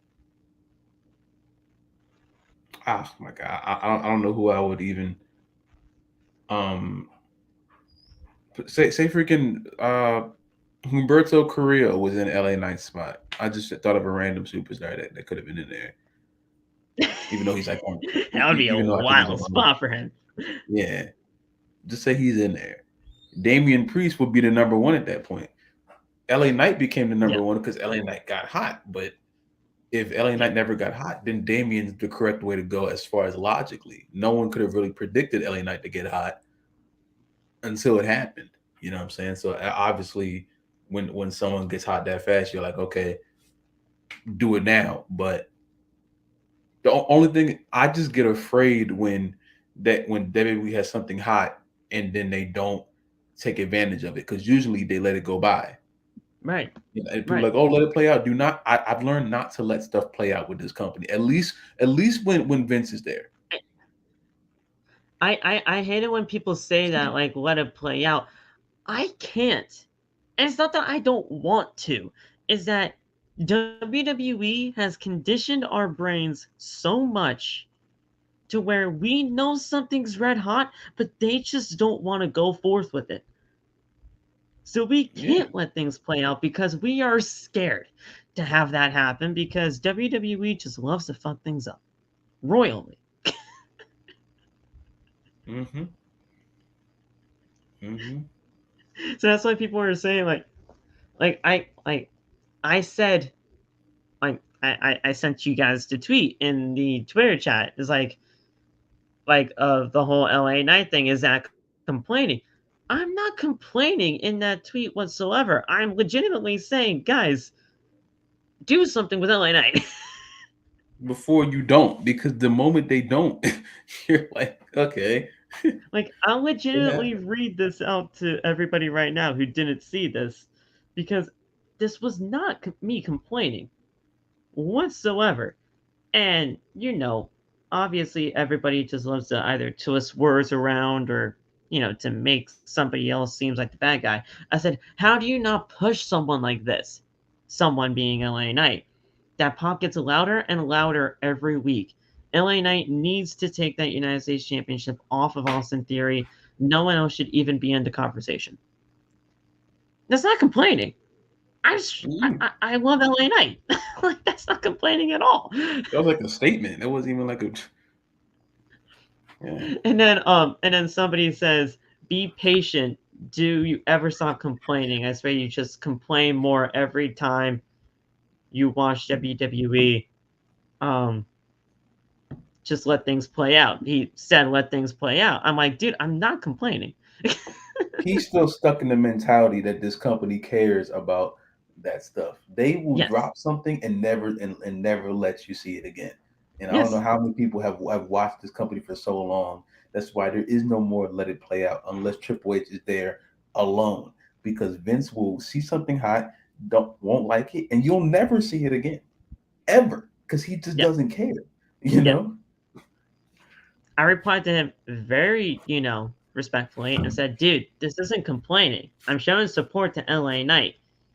Sometimes people just love taking words that people say out there, and I'm not even talking about me at this point. I'm just talking about everybody in general, because Twitter fucking sucks.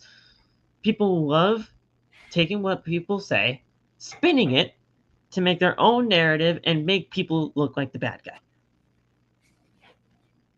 Now, like I said, Twitter's a fucking terrible place. It's not even a real place.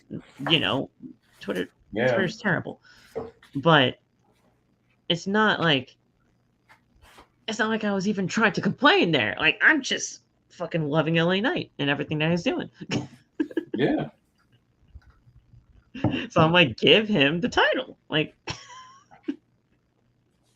because you know how quickly this stuff can just go away because they just won't put any more assets into it. and when I say that no one else should even be in the conversation, I mean that. Like, I really don't want anybody else to take this title off the theory other than LA Knight. It makes sense to me. But that's what. See, Josh. See, you're the real one for that. I wish I didn't have Twitter. Deactivation. Yeah. The only reason why I really have Twitter is because of our chat. That's it. Man, I don't care. I would deactivate this joint so fast. Yeah, I mean, we have other means to talk. You better call me. But all right, guys, let's get into the main event. The main event, which with basically only 10 minutes left of the show, it was the women's championship match between Asuka and Bianca Belair. This wasn't bad by any means, but it ended in DQ, like everybody thought it was going to. There was a spot in this match where Bianca Belair did hit a KOD on the announce table. I don't know if you caught this or not, Loft, but Asuka again had to do a handstand to basically land on the table, because the table and the motion to get somebody over Bianca Belair's shoulders was probably not going to be enough to clear the table, so she did a handstand to clear it to land on the table. I don't know if you caught that or not, but I haven't noticed. Asuka and Charlotte had to do that last time when Bianca was just attacking them in their match. So Asuka had to do that again here. But again, this wasn't a bad match. Bayley and Io Sky jump the barricade, and so does Charlotte Flair. Now, at this point in time, listen, they're fans. Charlotte bought a ticket. She's a fan. Asuka, I mean, not Asuka, Bayley and Io, they bought tickets. They're fans. Security, I know they're WWE superstars, but come on. If a real fan did that, they'd get fucking tackled. They ain't gonna do nothing about it. Watch it, Caps. I'm telling you right now, man. If I did that, I'd probably die. But, I mean, I'd get tackled. If you did that, you'd get tackled by security. WWE superstars do that? Nah, you're fine. It's ridiculous. Watch it, Caps. But Bayley and Io and Flair jump the barricade. She hits Bayley the big boot, does Charlotte. Charlotte and Bianca are arguing. Bianca's like, what the hell are you doing? Charlotte's like, I'm helping you. They were about to cash in on you. So thank you, or you're welcome. Io then throws the Money in the Bank briefcase and hits Flair with it. Flair really had her hands up prematurely for this. I don't know if you saw this, but like she had her hands up like 5 seconds before the swinging of the briefcase. I didn't realize it. So she was like, she had her hands up like this, like at least 5 to 7 seconds before.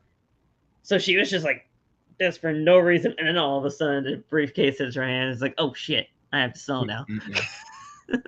That's crazy. So Flair goes for the spear to Io, but she tries to spear Io, but she spears but she gets out of the way and accidentally spears Bianca Belair, and the referee calls for the bell because that's a DQ in favor of Bianca Belair, so she wins the match.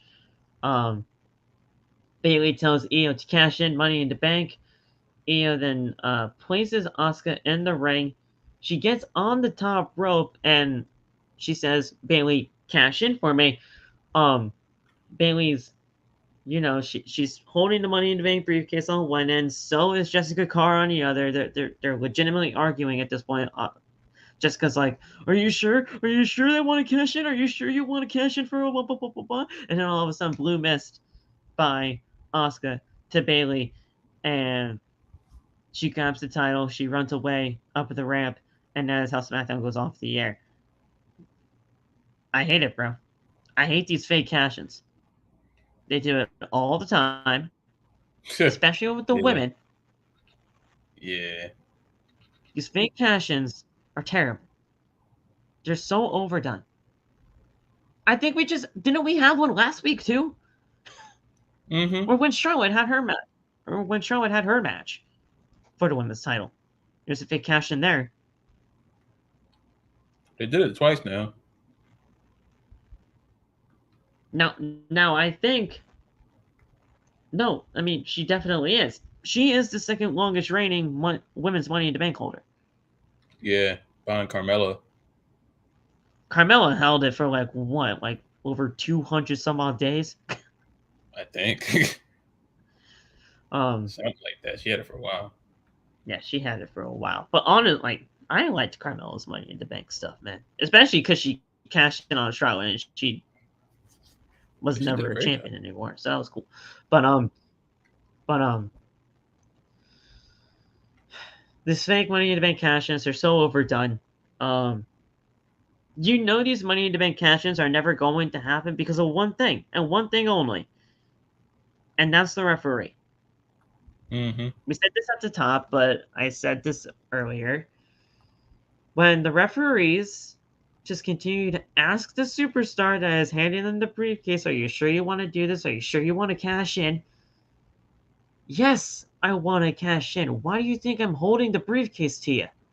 I'm screaming at you. He's like, "Oh, you sure? What do you mean? If I do it, ring the freaking bell." Shit is crazy. I mean, like,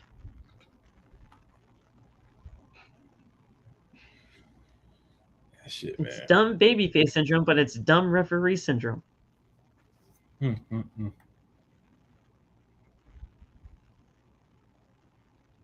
Every referee is slow when it comes to Money in the Bank cash-ins, and I like Jessica Carr. Jessica Carr is awesome. But yeah, no, it's weird. It's weird. I think the ref when Carmella cashed in was super duper slow. Yeah. That was like the worst one I've seen ever. And the thing is, she was legitimately screaming at the top of her lungs, "Yes! Ring the bell!" And then like he turns around and is like, "But are you sure you want to do this?" "Yes! Ring what do you the mean you're wasting time? You don't have time for all this. He's getting up. Look. Like, oh my God. She got up. And then they have to wait. And then they're like, "Oh wait, you gotta wait for her to stand on their feet." It's like, ring the bell. That shit is crazy, man.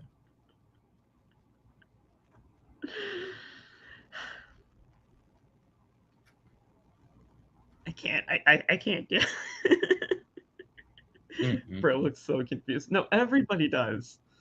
Everybody does. And it's just so bad, man. But I don't know when it's gonna happen for Io. I just hope like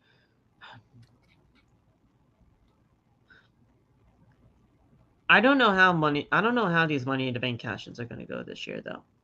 I don't want them to fail, but I don't think Damien's winning. I would love it if Damien won, but I don't think he is. And I only don't think he is because of the Judgment Day breakup. Huh. I don't know. Now, Io She definitely should win. Yeah. But I could see WWE giving that loss for Money in the Bank for the women's because WWE's Money in the Bank for the men is already fucked up. Thanks, John. Mm-hmm. So I would not be shocked at all if WWE said, you know what, screw it. We're going to get the 100% out of there for the women too. I want Io to win. Obviously, she definitely, like, I would love it, man. But this is WWE. I just don't put it past them. I don't know. I don't know.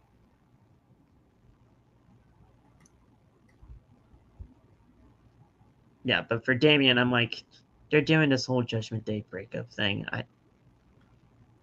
I would love it, but I just don't see that happening for him. Does he deserve to be a world champion at some point? Hopefully, sure. I would love it. Mm-hmm. But I don't know if this is the road for him to do it.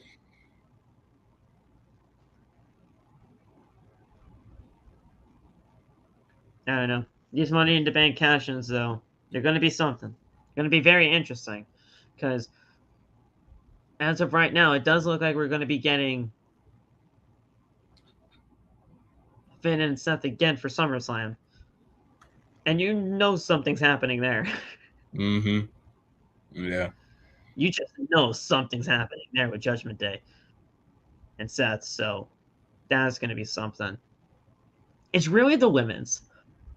The men's, you could kind of see where things are going when it comes to Money in the Bank with Damian Mm-hmm. and the Judgment Day and all that kind of stuff with SummerSlam. EO, you have no fucking idea. Because Bailey's in the mix. Yeah. If it wasn't for Bailey and this whole damage control thing, we have no idea what the hell's going on. Because Bailey's handing the contract over. Does Bailey want to take this for herself? And that's how damage control fuck things over? Because there's a reason why Bailey is handling things for the Money in the Bank and not Io. Io's holding it. You know, she's holding it. She's like patting it. She's like, oh yeah, this is mine. But Bailey's cashing in for Io. Something's happening with that. I don't know, man. But it's going to be very interesting to see where things go. But what do we? Is there anything happening over the next few weekends in terms of pay-per-views? I don't think so. Not that I know of. I know the G1 SummerSlam's Climax just is not like in a few hours. for a few weeks yet. Oh, that's I'm watching right. the Climax later. It starts tonight, right? Well, Mm-hmm. this morning. Yeah. Yeah. So I don't think there's really anything else when it comes to pay-per-views or anything like that. Well, I know. Well, oh wait, well, I mean, I know Great American Bash is like what, 2 weeks away for NXT. I think it's like July 30th Yeah, or I think something. so. That's going to be something Yeah, there. And SummerSlam's tomorrow SummerSlam, too. that's like SummerSlam's like August 5th, so SummerSlam is like 3 weeks. Okay. All right. Okay, cool. But what we do have tomorrow for Collision, guys, we do have the finals for both Owen Hart Classics. So that's going to be interesting to see. We will have Ricky and CM Punk. For God's sakes, I hope Ricky wins that. And we have, I believe it is,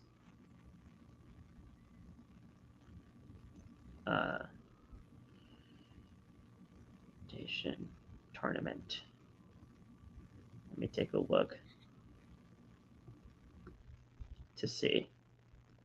Because obviously Rampage concluded, so we know the finals for Women's now. It is Ruby Soho and Willow Nightingale. Okay. So the finals. Oh yeah. So the finals of both tournaments will happen tomorrow on Collision. Ruby and Willow Nightingale and CM Punk versus Ricky Starks. So that's going to be very interesting there. We do have the 2 out of 3 falls match for the AEW Tag Team Championships between FTR and Bullet Club Gold, Juice Robinson, Rock Hard. Juice Robinson laugh. I don't know if you know that or not, but he is Rock Hard.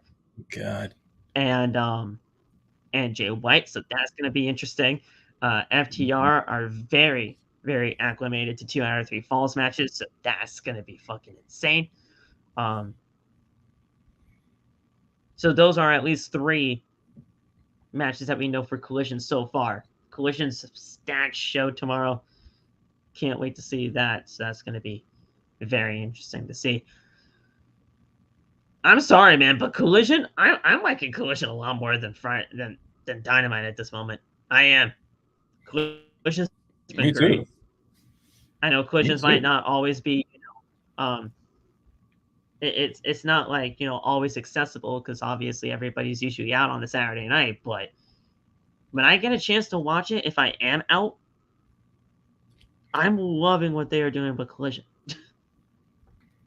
Like, I legitimately just finished up last week's Collision before Friday Night SmackDown. I came home at like around 6:30, 7 o'clock. I turned on Collision for the time that I was at. I was just starting with the FTR and BC Gold match and watched all the way up until the ending of that show with the CM Punk and Samoa Joe match. Those 2 matches were very solid, but I do agree with you in saying that they chose the wrong main event for that show. It definitely should have been BC Gold and FTR to main event that show, but Punk and Joe did not do all that bad either, and Punk got his first win over Samoa Joe in like 18 years. This shit's crazy. I was pissed. It's wild. I mean, I knew that was going to happen. You could tell that was going to happen. I knew it. But watching that match back, because I didn't even see it. Like, legitimately, today was the first time I saw that match.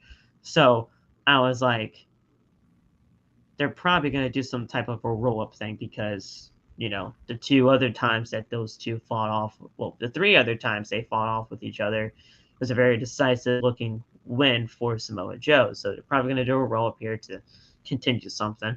And that's exactly what happened. Mm-hmm. I mean, it was a roll-up victory. So, I mean, they're going to be doing something with that, but this was awesome. And Scorpio Sky looked great in his match against Action Andretti, so love that Scorpio's back.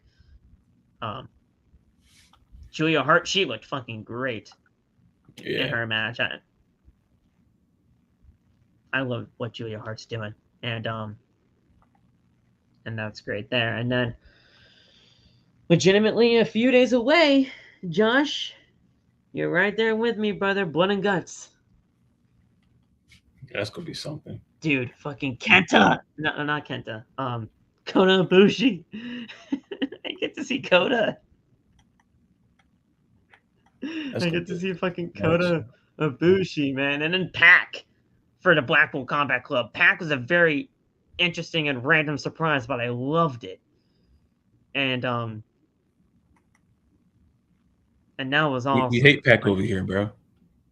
You don't like Pac? He beat me up in the Road to Elite for no reason. Oh. Yeah, man. Oh. He asked me to join Death Triangle. I go to join Death Triangle, and then they're like, "Nah." I'm like, "What? What do you mean?" I lost the AEW World Championship because of those guys. You lost it? Like they freaking. I lost. Like I won the championship against Chris Jericho at the first show because remember I won the Battle Royal. Yeah. So I won the championship against Chris Jericho, and then the next pay-per-view, they're like, "All right, you're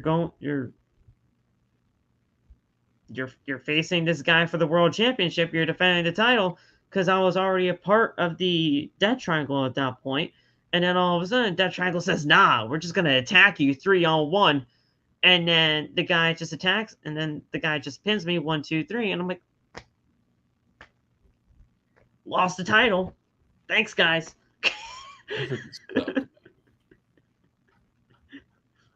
Aubrey, you see these 3 fucks just attacking me. No DQ, apparently. Yeah, man. It was a regular match, and they just allowed 3 people to just beat me up for 12. I'm like, no, do something. But I definitely should stream more Road to Elite tomorrow. But yeah, it's gonna be interesting to see Pac with the BCC, and then Kota Ibushi with the Elite. The Golden Elite is back, man. I love that, and I can't wait to see where they go with that. I don't know if you saw this or not, but apparently, like Tony Khan has like been chipping away at pieces to try to get Cassius Ohno back into a wrestling ring. I don't know if you saw that or not, but Cassius Ohno or Chris Hero back into a ring again. That's crazy, dude. Do you guys remember Cassius Ohno, man? Yeah. So good, man. That might be kind of crazy. So good. I love Cassius Ohno. Chris Hero is so good, man. And then when he teamed up with Cesaro all the way back then when he was in Ring of Honor with them, the Kings of Wrestling. Oh, my God. This might be kind of fucking awesome. Oh, no. Oh, no. Oh, no. Oh, no. Oh, my God. So good, man. So good. Because he was being pitched to do Blood and Guts with them, with the BCC. And he would have fit perfectly. But he's just chipping away at that right now. And then Punk pitched himself to be in the match, which I'm glad he didn't, because he would have fucking died if that was the case. God. Of course he pitched himself. Fucking because he wanted to work with Brian, but Brian's out with a forearm, so you can't do it, Punk. He doesn't deserve to work with the GOAT. He doesn't deserve it. We're getting a Punk and Brian match at some point, dude. I hope you know. No, please don't do that to me. I hope you know that. Oh, God. I hope you know that. Don't do this to me, man. It's not my fault, man. Brian better freaking demolish him, then. I'm talking about just 20 minutes of straight kicks to the skull. Real stiff, like. Dude, you can't. Dude, you can't do concussions anymore in AEW. Oh yeah. Well, I don't care. Do it. I don't give a damn. What they gonna do? Fire him? They ain't gonna fire him. Speaking of that, guys, I will have a video on that tomorrow about the whole banned or need approval rules within AEW. I have all of that for you guys tomorrow on OTB for an extra. I'll get some people together and we'll talk about that, because a lot of people are upset about that. I really don't understand why. I'm okay with it. The people that were saying that like Moxley bleeds every single week are now pissed off that that can't happen anymore. Make it make sense. Damn. But we'll talk about it in an extra tomorrow, and yeah, that's it. Have anything else to say before we get the hell out of here, bro? We're having a debate about the 3 best Spider-Mans on Kick tomorrow, and we're doing our first Try Not to Laugh video. I made a server in the Discord. Yes, I mean a channel in the Discord. I saw that channel. Yeah, and there's a whole bunch of stuff in there, so we're gonna go in there, and whoever makes me laugh first wins. I don't know what they win, but oh, dude, yeah. You've never looked in that channel before? No, I want to make sure that everything I saw is like new. So like, Oh, dude, If I laugh, it's kind of funny. you're gonna be in for a wild ride. I don't think I'm gonna laugh. I think I can. You're gonna be in for a wild ride. We got to do that, and we're doing the Spider-Man thing because they were pissing me off last night. The last 10 minutes of my Twitch stream yesterday was just me screaming because we were having a Spider-Man conversation. And I heard some terrible things about Tobey Maguire, and I ain't like that. So, did people say Tobey was the best Spider-Man? Because he's not. You said what? Did people like making just terrible things about who was the best Spider-Man? Yeah, my thing. I told everyone last night. Toby is Spider-Man, Andrew is Spider-Bitch, and Tom is Spider-Boy.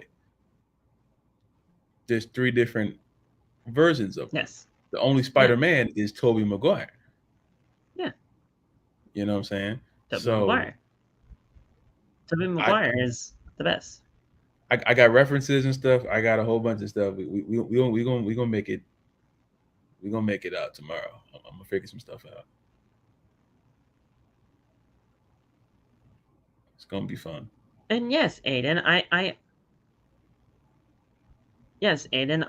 watched some of the clips that you guys sent in that server because yes, I am an admin in that server, and y'all are wild enough as it is. I have to make sure that is. I have to make sure some of the stuff is okay.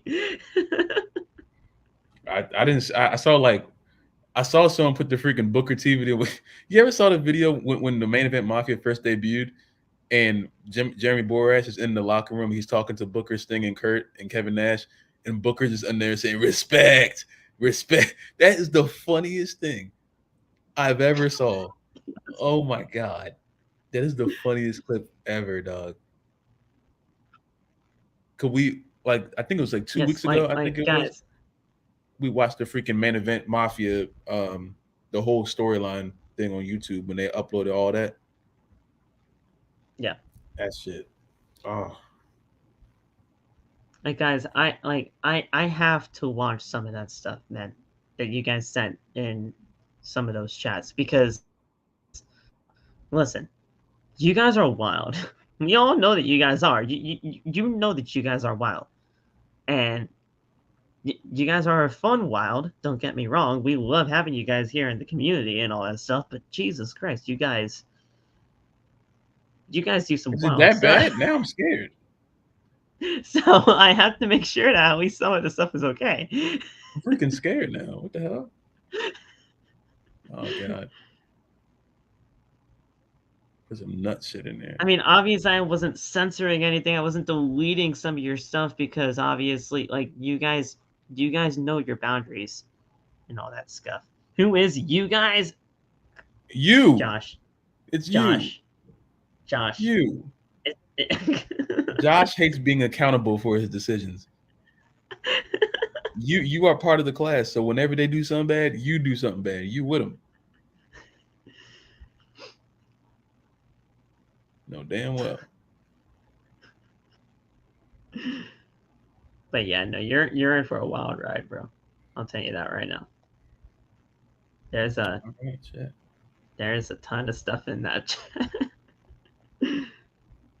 Oh man.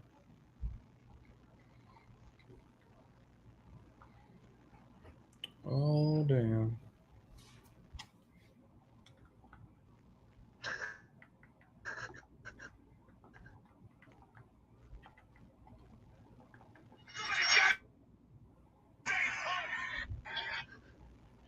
What is that? One of you guys are just assholes. But you're gonna love it, Loft, because it has something to do with Samoa Joe choking out CM Punk. So you're just gonna love that. But there we go. Uh-oh. That's content. But you guys are assholes. Here we go. I'm ready now. And that's only one of them. I mean, dude, there's just some wild stuff in this thing. I'm ready now. Just be prepared, because people have been sending stuff in since the 30th of June. So they've been sending stuff in for like the past few weeks in this thing, there's a ton of video clips in this. So, Okay. turn the Discord into. You turned the Discord into Okada haters. Why are people hating on Okada? They don't like him. Why? I didn't understand why they were arguing, but I didn't know what was going on. They don't like him. I don't know why. Yeah, Aiden made me Okada hater. What happened? What did he do? What did Okada do? I think you just don't fuck with him. I don't know what happened. I saw one of you guys though not knowing who was it that didn't know who the fuck not Chris Sabin. Who's the other one? Alex Shelley. Somebody didn't know who Alex Shelley was, and I was floored. I was Really? so hot. I was like, what? Damn. Who does somebody like? One of y'all didn't know who Alex Shelley was, and I was like, who? Why don't you know who Alex Shelley is? Damn. And then I think it was Tyler that asked, like, you don't know Motor City Machine Guns? And they're like, no. I was like, what? Hey, man.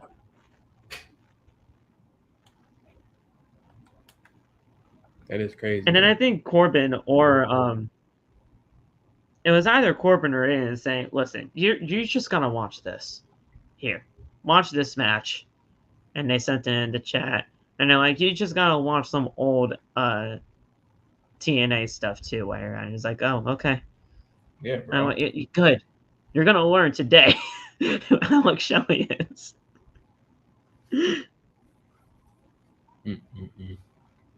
Oh, he wins too much. Okada?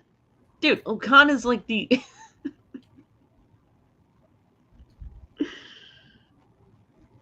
I put that person on, by the way. That was me. Alright, yeah, so it was Aiden that did that. He was gonna learn.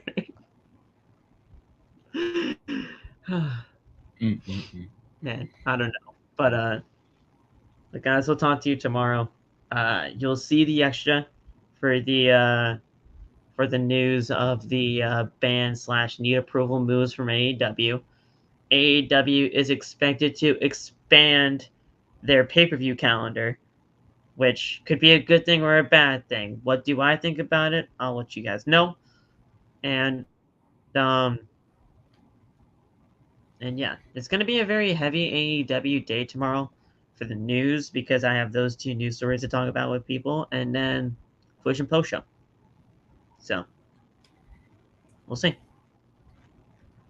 And then One and Guts on Wednesday, and then the 29th, I'll be at Collision here in CT. So we'll see where things go when it comes to that. But that's not for the next few weeks. So you guys are going to have to not worry about that for too long. All right. Let's finish this up, guys. Thank you so much for joining us right here on OTB. Loft, do you have anything else to say in terms of announcements before we get out of here? No. I'm done. All right. So thank you guys so much for joining us right here on the podcast. You'll see you guys live tomorrow for the AEW Collision Post Show right here on OTB. Thank you guys for all the love and support of the channel. Thank you for all the likes and all that kind of a stuff there. No super chats tonight, but you know what? That is okay. Like I said, it's never an obligation. You guys are just always welcome to do that when you guys can. Love you guys. We appreciate you. Stay safe. God bless. And we'll talk to you tomorrow. The AEW Collision Post Show on OTB. Peace out, y'all.